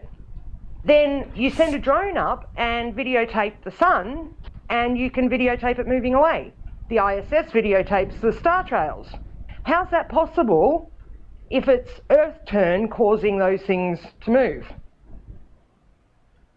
They either don't have proof of Earth turn, if the ISS, well, we know the drone footage from Earth is real, so, you know, for him to get footage of the sun moving away from a drone that's lifted off the Earth, then it ain't the Earth moving, it's the sun that's moving. That's just definitive proof. Because they can't say the atmosphere carries the drone along, because then the gyro and the pendulum they can still say works, but the gyro they can't say works because that's not attached to the Earth at all. Do you know what I'm saying? How long ago were you talking about this? Is Left Lane's a like globe earther, isn't he? 2 days ago. Left Lane, you Brenda was really. Are you on the globe was side? really nasty at the end and goes, "Oh, there you go," as if I just figured it out when What I was trying to do was get it to its absolute plainest explanation possible so they couldn't weasel out of it when I came back and said, well, what about this? And it's like, well, yeah, how's he getting footage of the sun moving away if we only see the sun moving away because we're standing on a turning Earth? I was just saying, Left Lane, are you on the Globe side? Yes, sir. Over here. Okay, so what do you think about what have you got an pages? explanation for that? I don't see what the problem is. I mean, a drone goes up and it just sits there. It's moving with the Earth. I mean, it's going to see the same thing as if it was sitting on the ground. Well, then you don't have proof Earth turns. You can't differentiate between it being the Earth turning or the stars turning in that case. I don't understand how you're splitting that up. That doesn't make any sense. Okay. Think about this. You're standing on a roundabout in your lounge room looking at the light fixture on the ceiling, right? Now, as you rotate on that roundabout, you're getting closer to that light and then further away. Closer to that light, then further away, right? You then raise up off that roundabout, that light on your ceiling all of a sudden stops moving because you've stopped moving. Yeah, but a drone hovering in the atmosphere is still moving with the Earth. Then you have no proof that it's Earth turn. Yeah, because your proof of Earth turn is that we only see the sun moving and the stars moving because you're attached to the Earth. No, it's not because you're attached. The atmosphere and Earth are moving together. So a drone hovering is not going to see the sky any differently than it would sitting on the ground. It doesn't even make any sense. In your model, we see the sun move because Earth is turning.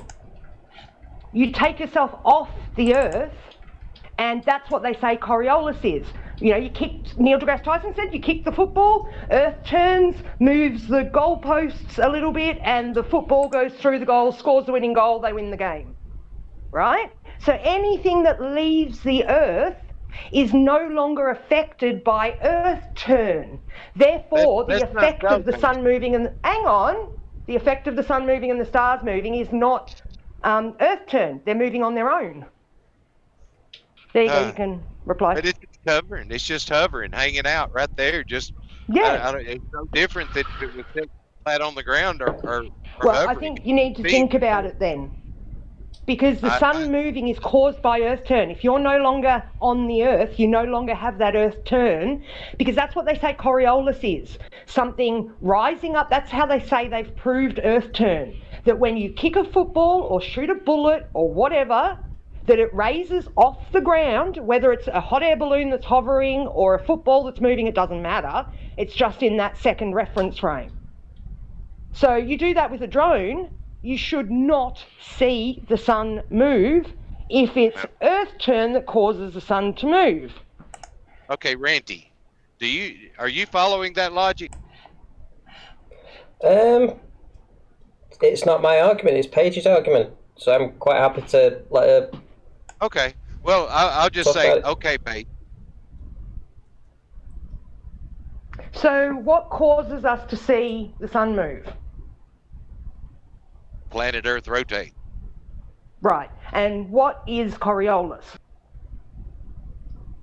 It has to do with conservation of momentum and various tangential see, now I know where your confusion is. Okay, so now, do you think? Exactly do you think Coriolis is what causes hurricanes? Yes. Right. Then you are confused. Hurricanes are an actual spin. Sorry? I'm following her argument, Howard. Coriolis is an apparent. Would you like me to explain it, or are you just going to get triggered? I'm not triggered. I'm just talking. Okay, so you're okay for me to explain it to you then? Oh, you can explain it, but I understand what it is. I know what Coriolis is. Well, I'm telling you, you don't, because Coriolis is when something leaves Earth's reference frame, the spinning reference frame, and goes into a non-spinning reference frame. So the atmosphere is not moving with the Earth. Hurricanes are an actual spinning. You know, even if you want to say that Earth turn, you know, causes them to go in a certain direction or something, that's not Coriolis. Coriolis is only an apparent deviation. The thing is not actually spinning, it's not actually curving, but a hurricane is. So even if you want to say, oh, hurricanes go north because of the spin or whatever, that's not Coriolis. That's why I'm saying conservation of momentum, that kind of thing, does not have anything to do with Coriolis. Coriolis is so basic. It's all it is two reference frames, something lifting off a spinning reference frame and then appearing to deviate because it's in a reference frame that isn't spinning. I disagree, but you know, whatever. Well, I've heard prove the it. argument. Can I jump in real quick? And over again, and I'm not interested in going back and forth on. Not interested. Okay, so now we got to the truth of it. If you're not interested, why are you here? Howard, I have a question after I make a statement. So, you know that you're spinning because you can't detect the spin, right? So, Yeah, that's nonsense. well, that's your position. You know that the drone is spinning with the Earth because you can't detect anything different. So, let's start at the basics. Do you agree at least with our position that if you leave a reference frame that is in motion, then you should deviate from that moving body? Do you at least agree with that? You're making reference to like a turntable spinning on the surface of the Earth, but hold on, no, don't go any farther. Really, don't go any farther. Okay. Do you agree? Okay, I've used this before, so I'll do it again. You've got a raft on a river, and the river is moving pretty quickly. There's a drone on the raft. What do you think will happen to that drone in its relationship to the raft if the raft or if the drone leaves that reference frame?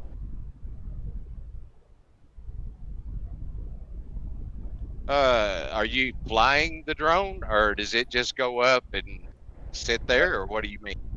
Okay, you have a drone on a raft. The raft is on a river, and the river is flowing at a nice clip.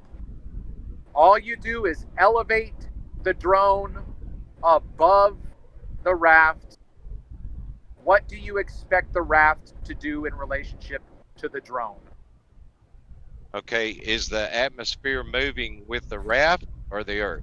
Okay, what world do you live in, Howard? Okay, it's not a difficult question. The fact that you just asked that question shows me you have massive cognitive dissonance. Okay, listen to me very carefully again. Yeah, see what they have to do? Okay, listen to me very carefully again. What do you think should happen? Well, if you just lift a drone off and you do not control its flight, it would probably become stationary and the raft would move out from underneath it. Okay. Woohoo! Okay. Great. Well great. done. Great. So now you and I are both at the rudimentary understanding of physics. Okay. That's what we know should happen when you leave a moving reference frame. If you remove yourself from that reference frame will move away from you. Unless the air is moving with No. you. No. Oh yeah. No. Howard, hold on. We're not at that step yet, Howard. Okay? We're just building step by step. Okay? So, that is our argument against the rotation of the Earth. So my question to you is, because we all know the answer, my question to you is, which happened first? The observation that the atmosphere was in lockstep with the Earth, or the idea that that must be the case because we don't see deviation? Which happened first, Howard? Oh, that's kind of a deep question. I believe that, once it was established that Earth was rotating and we don't feel 1,000-mile-an-hour wind at our face at the equator, then that means the atmosphere is rotating with us. Okay, so what you're telling me is the idea came before the discovery of the observation. So you are basing your science on a thought, an idea. And why would you assume the atmosphere moves if you're not feeling wind? That is the most ludicrous way to look at it. You would say, I'm not feeling any wind, therefore Earth isn't moving. You wouldn't go, oh, I think Earth's moving and I don't feel any wind, so therefore the atmosphere's stuck to the Earth too. That is absolute lunacy. But we know Earth is moving. No, you don't. Okay, That's what I'm yeah. trying to show No, you. We hold can on, prove hold it's on. not moving by Hold on. raising a drone and videotaping the sun move. Right. So now Okay, we're back okay. again. Now we're back again to the basics, Howard. Okay, so how do you know the Earth is moving? Observation of the sun, moon, and stars. Okay, Howard, how do you know, and how did you eliminate the possibility that the sun and the moon and the stars were not moving themselves? Okay. All right, let's shift.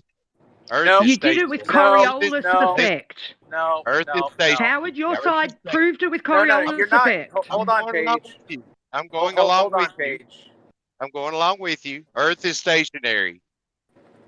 The sky is what's moving. What the hell's going on up there? How's that going on? Who the hell knows? Why It's am a I going to big make up a clock. story? Why am It I just going to goes make around up in a circle. Yeah, How why am does I going to Dark- make up? Hold on. Why am I going to make up a story about a place I can't get to empirically test, manipulate, and discover? Yeah, just because you can't prove your point. Well, you can have ideas, Travis. I mean, You can have every- ideas. Okay, but hold on though. believe Hold it. on. You can, Hold on. You can live No. in your Hold little on, bubble. Howard, and the listen. world will Howard, rotate listen.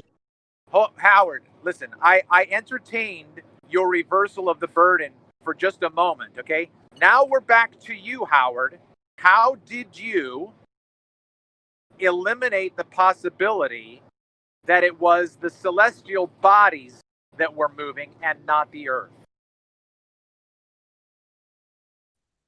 Do what now?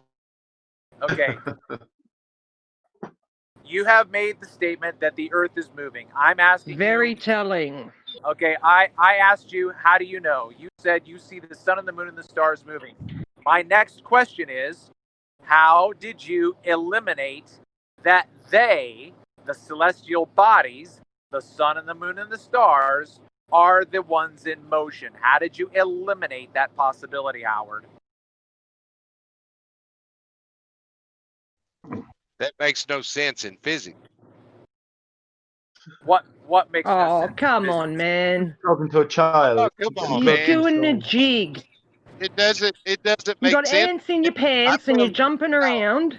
No, I'm telling you what makes sense to me. I'm not saying you're wrong and I'm right.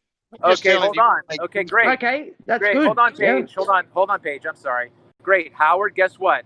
Now it's 0-0. Love, because your model doesn't make any sense to me, Howard. So I now we're understand. both okay, but listen, now we're both even. So now I can both present even. my So where do we my go from here? evidence that shows a drone that lifts off the ground and sees the sun move proves it's not Earth turn causing that movement. So I have evidence, you don't. Yeah, You I don't have see any that evidence today. the atmosphere moves He with has the Earth. physics. He has the body of science. That's all he needs. I hope it's a good body because it's not getting you anywhere. It's a ghost, right? No, it's not getting Spectre. anywhere. this conversation's not. It's interesting to me. I like listening and talking to people with different views and trying to honestly, understand. Leslie, no ill feelings into. Did you enjoy the thunderstorm? Wow, you got to see a bit of it. I didn't have the audio one though, but the thunder was just constant throughout that. It was just like the gods of old that you hear, the old stories that the thunder gods and all that. It was just like that. It was crazy, and you got a small glimpse of what we were seeing here. I think it's heading up towards Scotland. I might be wrong, but I think it's heading that way. So if you're living up that way, you might expect that later on. You might well. Like I said, I just think it's interesting Left to talk. hand path. Sorry, that was good. Yeah, but if it's interesting, why are you not answering Travis's reasonable question and Paige's reasonable question from your own particular point of view? Of course, the whole arena here is based on a doubting of the scientific story presented to us, and there's no point in you referring us back to the official story because we all left it behind. That's my point. Well, it makes perfect sense to me for a drone to see sky rotation just because it's hovering does not detach it from its reference frame. Then you have no Coriolis. So then you have no proof Earth turns instead of the stars. You're just saying that's what's happening. You've got no actual evidence of that, but I do. All I can say to that is, okay, Paige.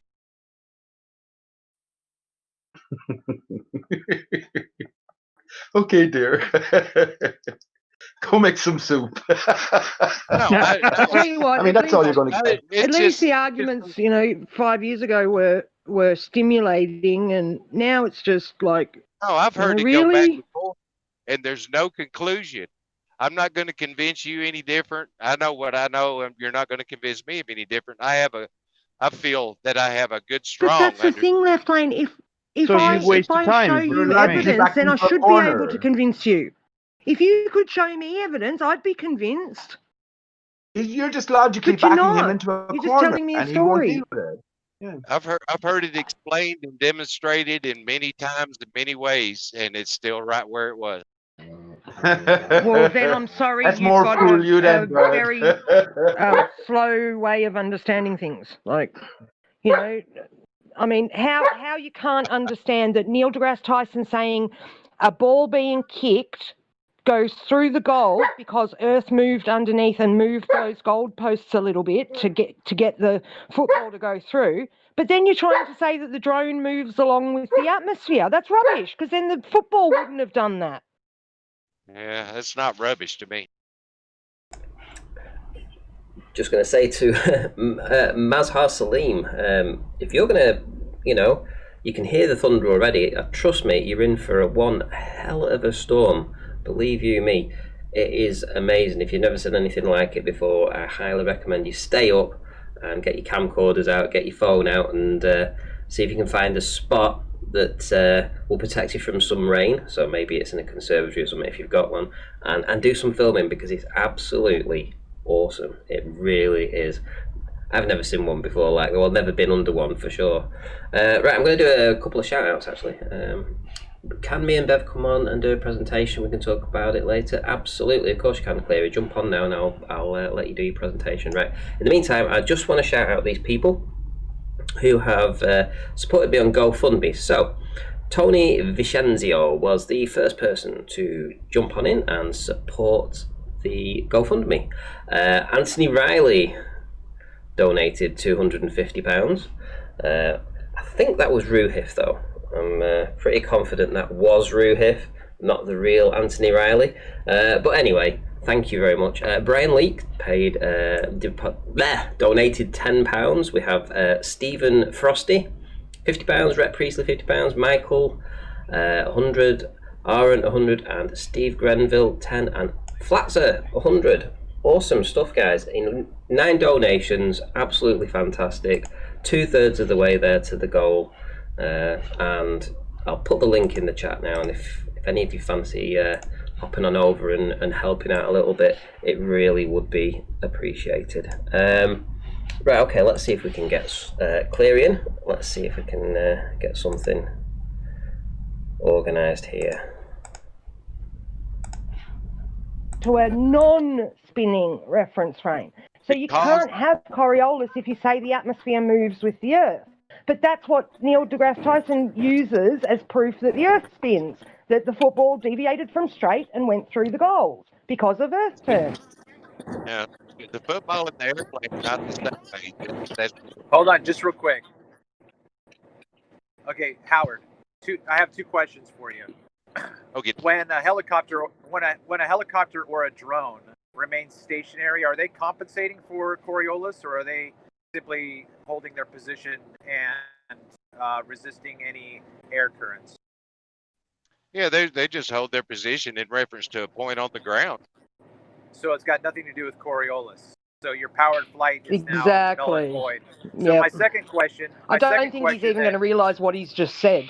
I know that. My second question, Howard, because all you're doing is telling us what everybody else has told us. But Howard, I would love to see some documentation where science has demonstrated that air flight, which is controlled, is the variable that differentiates a helicopter or a drone or an airplane from a projectile, ballistic projectile, or a football. So, I'd like to see that too. Demonstration.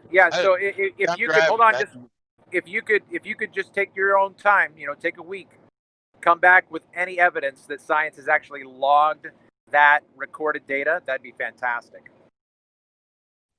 I don't think that airplanes care whether y'all believe that they're affected by Coriolis or not. Okay, so now your hand waving. But it should be in their flight data. Yeah, it should be something that they need to account for and would need to measure and need to keep track of. And not only that. Well, then it's not. Then it's not doing anything. If they're not recording anything, they're not tracking anything, then it's not doing anything. Here's the something I've heard this, and I don't have any documents to back it up, or I'm driving on my phone, but it's said that a plane flying like north to south, the effect of Coriolis is the equivalent of less than a 1 mile an hour crosswind. Okay, so if a plane is being affected by Coriolis going north and south, it would be affected by it going east and west. And therefore, Earth would either be moving away from it, its destination would be moving away from it, or it would be coming towards it. You can't have Coriolis going north, south, and not east, west. So it does go east, west, but it has more to worry about than that 1 mile an hour wind. It's, it might be flying into a 200 mile an hour headwind. I mean, Coriolis is insignificant. You think 1,000 mile an hour at the equator is insignificant, that a plane wouldn't need to account for that 1,000 miles when 250 mile winds can throw it off course? Yeah, the atmosphere moves with it, so it doesn't worry about the 1,000. No, it doesn't, because the football deviated when it was in the non-spinning reference frame. It deviated because it was no longer on the spinning reference frame of the Earth and the atmosphere was not. Otherwise, it would not have deviated. It would have just continued along with the spin of the Earth, wouldn't it? So you are absolutely wrong. Football and the airplane are not the same thing. I'm not saying they are. I'm saying you're confusing that this has something to do with the object. It doesn't. It only has to do with the two reference frames. That's all. It's got nothing to do with. Page. There's not two reference frames. The atmosphere. That's Coriolis. The atmosphere moves. That's what Coriolis is. Then you have no Coriolis. You have no proof of Earth turn. Page. That is not Coriolis. Oh my God. Listen to Nathan Oakley, Quantum Eraser have formulated this description that is incorrect. Dude, I looked up Coriolis myself. Google it right now. Google Coriolis is when you have a spinning reference frame, an inertial reference frame, and non-inertial reference frame. I'm trying to make it as simple as possible. That's right. But in the Earth and the Earth's atmosphere is not two separate reference frames. Then why would Then a you projectile have be no subject to it? Coriolis. You What have is no the separate Coriolis to prove reference Earth frame? spin then. What is the Okay. separate reference frame, left lane? Because you need one for a Coriolis effect. You agree on that at least. On a projectile, yes. No? So there's two For reference some reason, he frames when thinks it's a that stuff going projectile through the and air one near the reference frame when ground and it's a stuff going plane? through the air way up Yeah, higher are somehow above not going through are the air. different. Or having a motor somehow makes the reference frame different. Rubbish. It's got nothing to do with whether the thing's got a motor or not. He's made it clear he's not willing to think about things logically. Misunderstanding Just of ignore him. Coriolis. A plane in powered flight, the Coriolis effect is insignificant to it. It is affecting it minimally, but it doesn't care. It just flies from point A to point B. Yeah, but you said they're in the same. Oh, so you're saying that the plane itself is the separate reference frame? No. The ground and atmosphere are the same reference frame. Right. So there has to be a separate reference frame for Coriolis. Do you agree with that, first of all? Well, if you were flying from the equator to, say, the 45th parallel, the 45th parallel would be viewing the plane from a different reference frame. What? It's like it. See, I'm gonna. The 45th parallel had sentience. Oh my God! It is. So the bullet. What else can the 45th parallel do, man? Does it also grant you superpowers? The bullet that The imaginary parallels. Yeah. Well, see, that's where this conversation always goes. Dude, if the 45th parallel is in a different reference frame to the plane, then the plane is in a different reference frame to the Earth, isn't it? Because the 45th parallel is on the Earth. And you just said no, that the atmosphere moves with the Earth. Well, no, you've just said that the plane would see Coriolis if it was going. In thinking about it, So it is a different. Sorry, you go. I'm not bursting up on it. I may have misspoke. I caught him by the balls. Yeah, I think that's the most honest thing you've said so far. You're not very well versed on this. I would absolutely encourage you just to have a quick squiz of what the Coriolis effect actually is. I know what and if you've heard, no, you don't, Dale. That's the problem. You don't. Okay. You think that hurricanes are caused by an apparent deviation. It's not a real spin. It's not a force. It's an apparent deflection. A deflection, a movement that's not actually happening. You know, the reason why I sound just like Nathan and QE is because they're right. No, this they're is not. the correct way. Yeah, they are. They are Absolutely. This is what got me to understand that Earth doesn't move. It was like, oh my God, the Coriolis effect is so fucking simple. It's two reference frames. You lift one thing off a spinning reference frame and you see an apparent deflection. That's all the Coriolis effect is. Okay. I'm through talking about Coriolis now. This is where the conversation always goes, and I don't like. Well, thanks for having a chat with us anyway. Like, at least you tried. I don't like it, losing an argument. I don't like it at all. Hey, Lane, can I ask you a serious question though? Yeah. Do you see how we could think that that's double speak? That you're having things both ways when you say a projectile is subject to two reference frames, where an airplane is only subject to one, and you don't have to worry about it in an airplane. But it's subject to it if it's going in a different direction. Yeah, I was talking to Brandon. Yes, sir, I do. I understand the confusion of a lot of this discussion, and I try to see things from sides. No, there's no confusion, Howard. He was trying back to poignant. So because you didn't get it, Brandon, I think you should ask him again. Well, I think he acknowledged that he sees the contradiction there, right? Yeah, he gets it. Yeah, I did, and Travis. That's why he doesn't want to talk about Coriolis anymore. Yeah, that's so why I he guess said, you I think can I need to humor look him. into this, because I think we have actually set a light bulb off in his head, and he's gone, oh, hang on, yeah, that does sound a bit wrong. So Well, I you guys- really hope you do look into it. Hold on real quick. Hold on real quick. So I might owe Howard an apology, because what Brandon asked you was about a contradiction. He didn't ask you about confusion. That was your word. So that's why I said you didn't understand what his question was. So are you acknowledging that there's a contradiction, or are you going to stand by your statement that it is confusion on side? I'm going to go with confusion.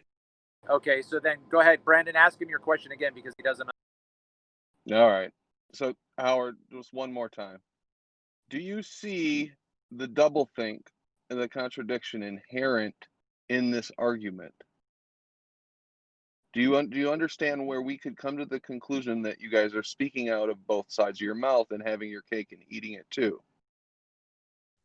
I can understand how that can be confusing. It confuses me sometimes, but I do not see a No, I'm not going to let logical. you do this, Howard. I'm not going to let you do this. It's not confusing, However, Howard. I'm not through, Travis. It's not confusing. Yeah, you are. It's No, I'm not not. confusing, Howard.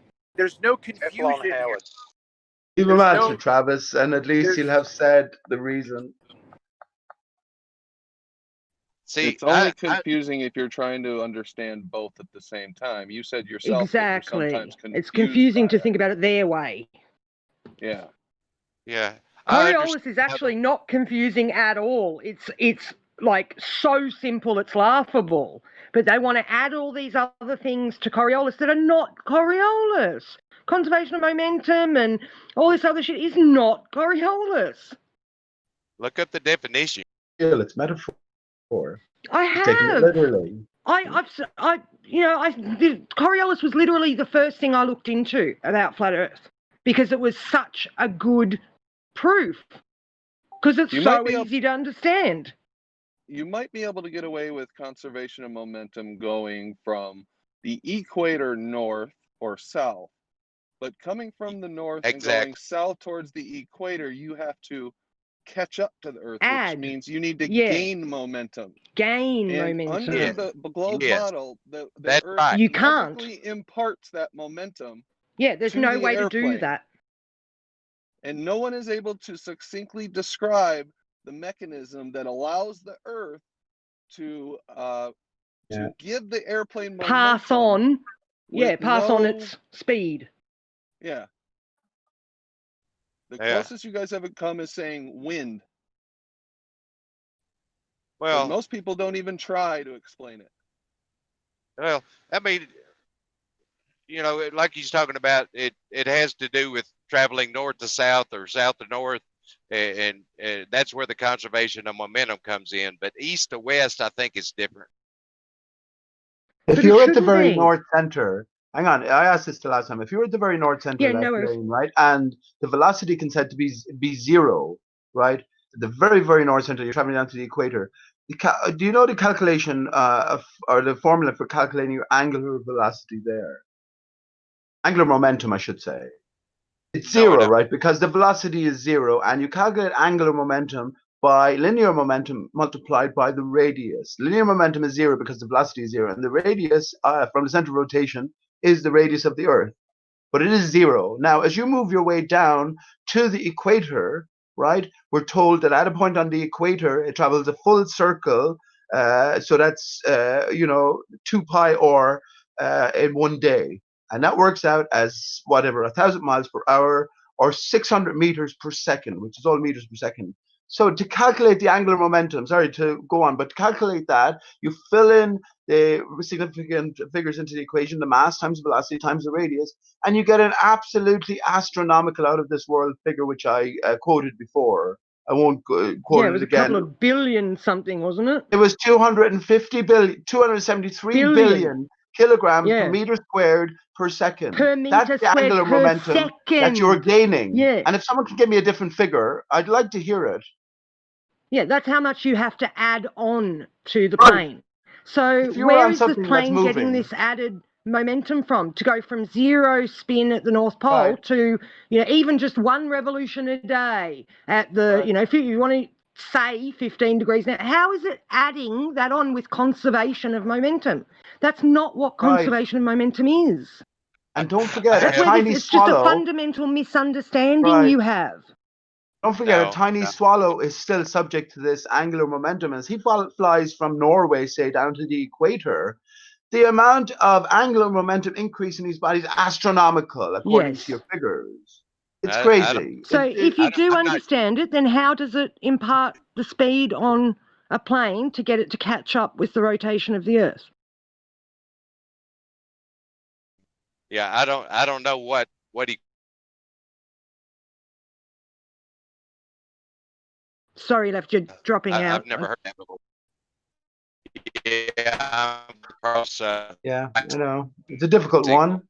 Let me put it in simple terms, right? You know those little travelators in the airport that you step on and they take you from one spot to another, just save you the bother of walking. Now imagine that quickening up. You, as being just at the very nature, you're not moving on that.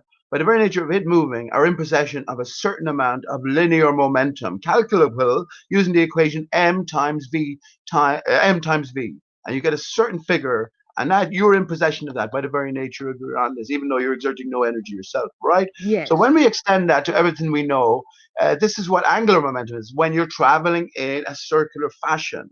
So even though you're still on the object, which is now a spherical ball, it is still traveling at 1,000 miles an hour around a central point. This is the key part, which is the center of the Earth, which is the radius figure. And when you calculate the momentum using these figures, MVR, well, again, you know, it's just stupid.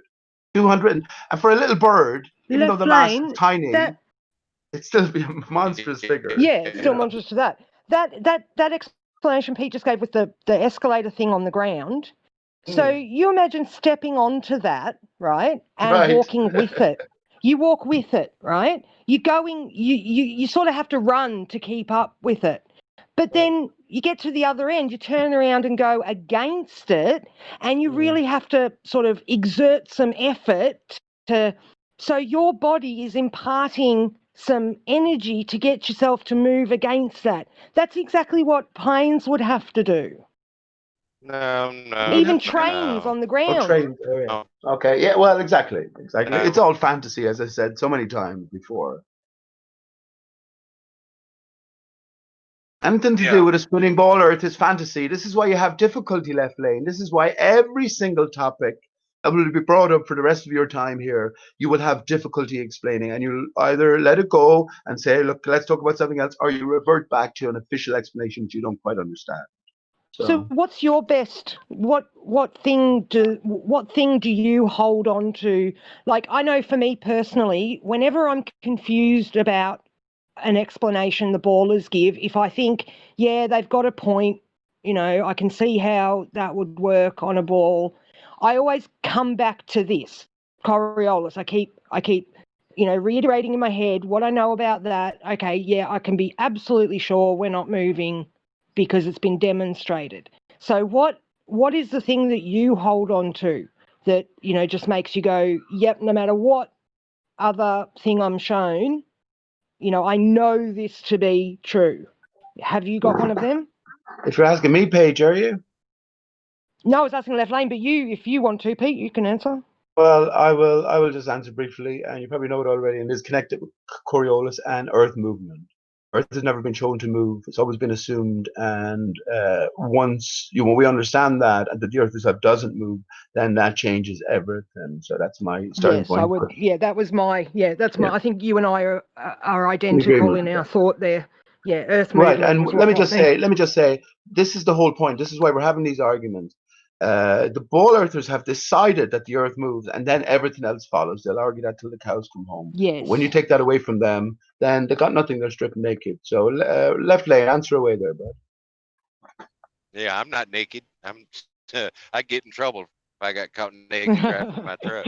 Well, I hope so. But, You shouldn't be allowed to run around naked in the street. to me, honest answer in all seriousness, everything that Yeah, I I'm not see going to and make fun observe of you or anything. and understand comports with the reality that I'm on a rotating planet.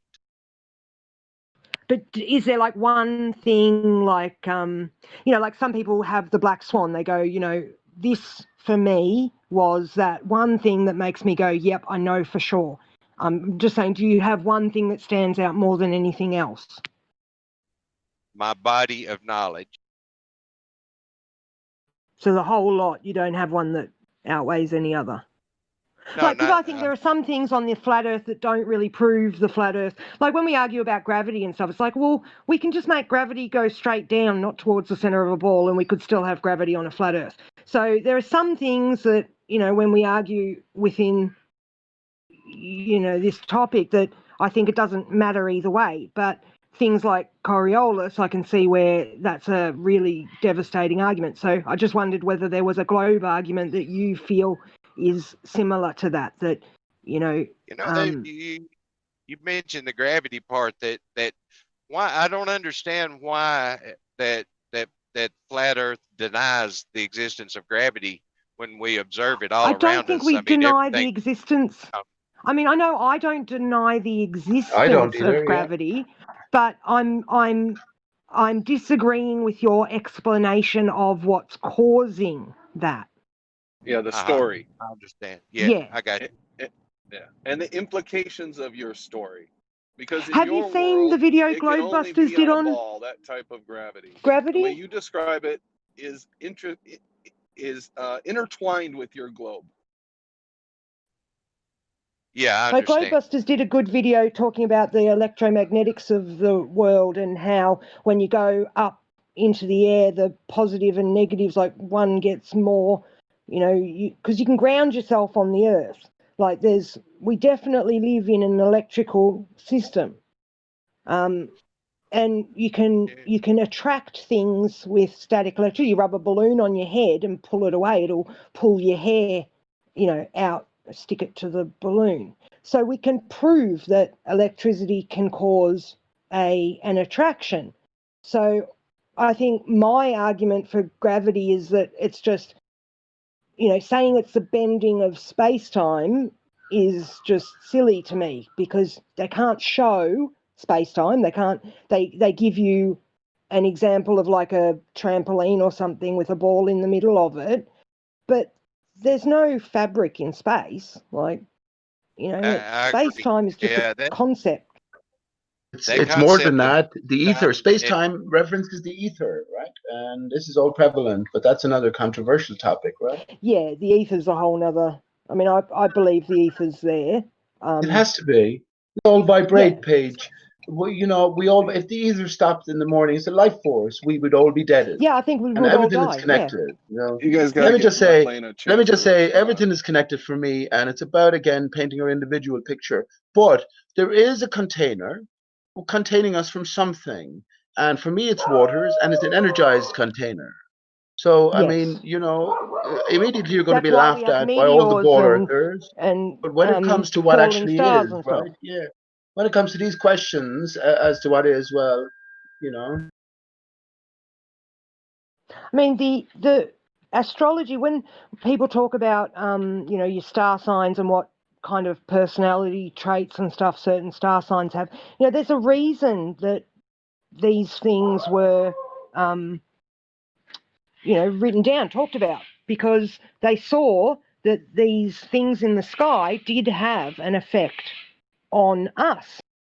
And depending on, what degree the sun is in a certain sign, you'll get meteor showers, when certain bodies are in certain degrees, because they have some kind of electrical exchange where when they get close to each other or they get in a certain alignment, it causes something to happen.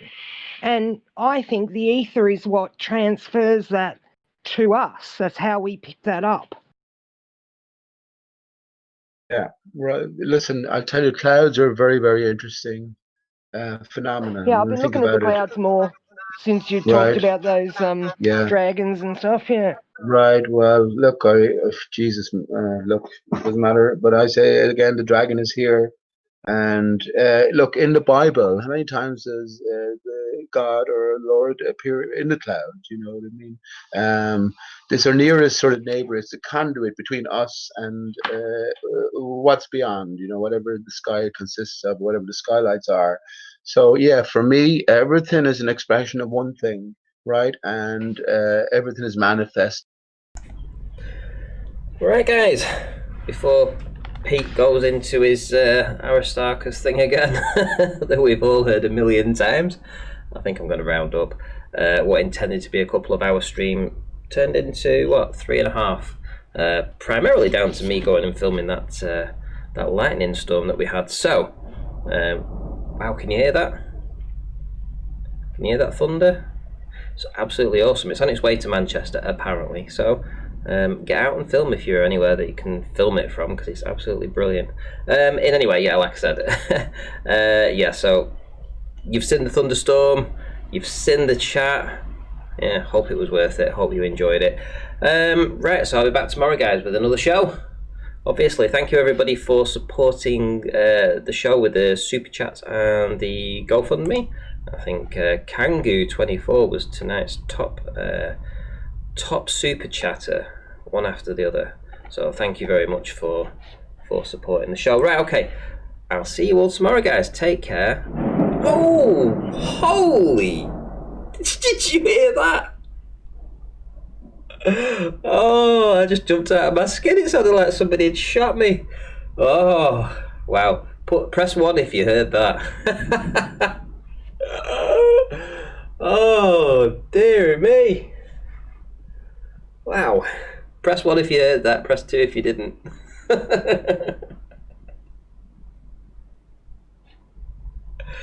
Oh, I've got to listen to that. Listen to see if you heard that.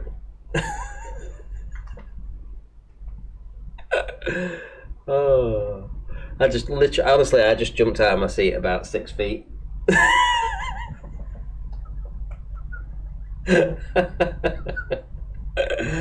Oh. Wow, the microphone actually picked that up. That's pretty awesome. Right, guys, I'm going to end the stream. Cheers, everybody, and I'll see you all in the next one.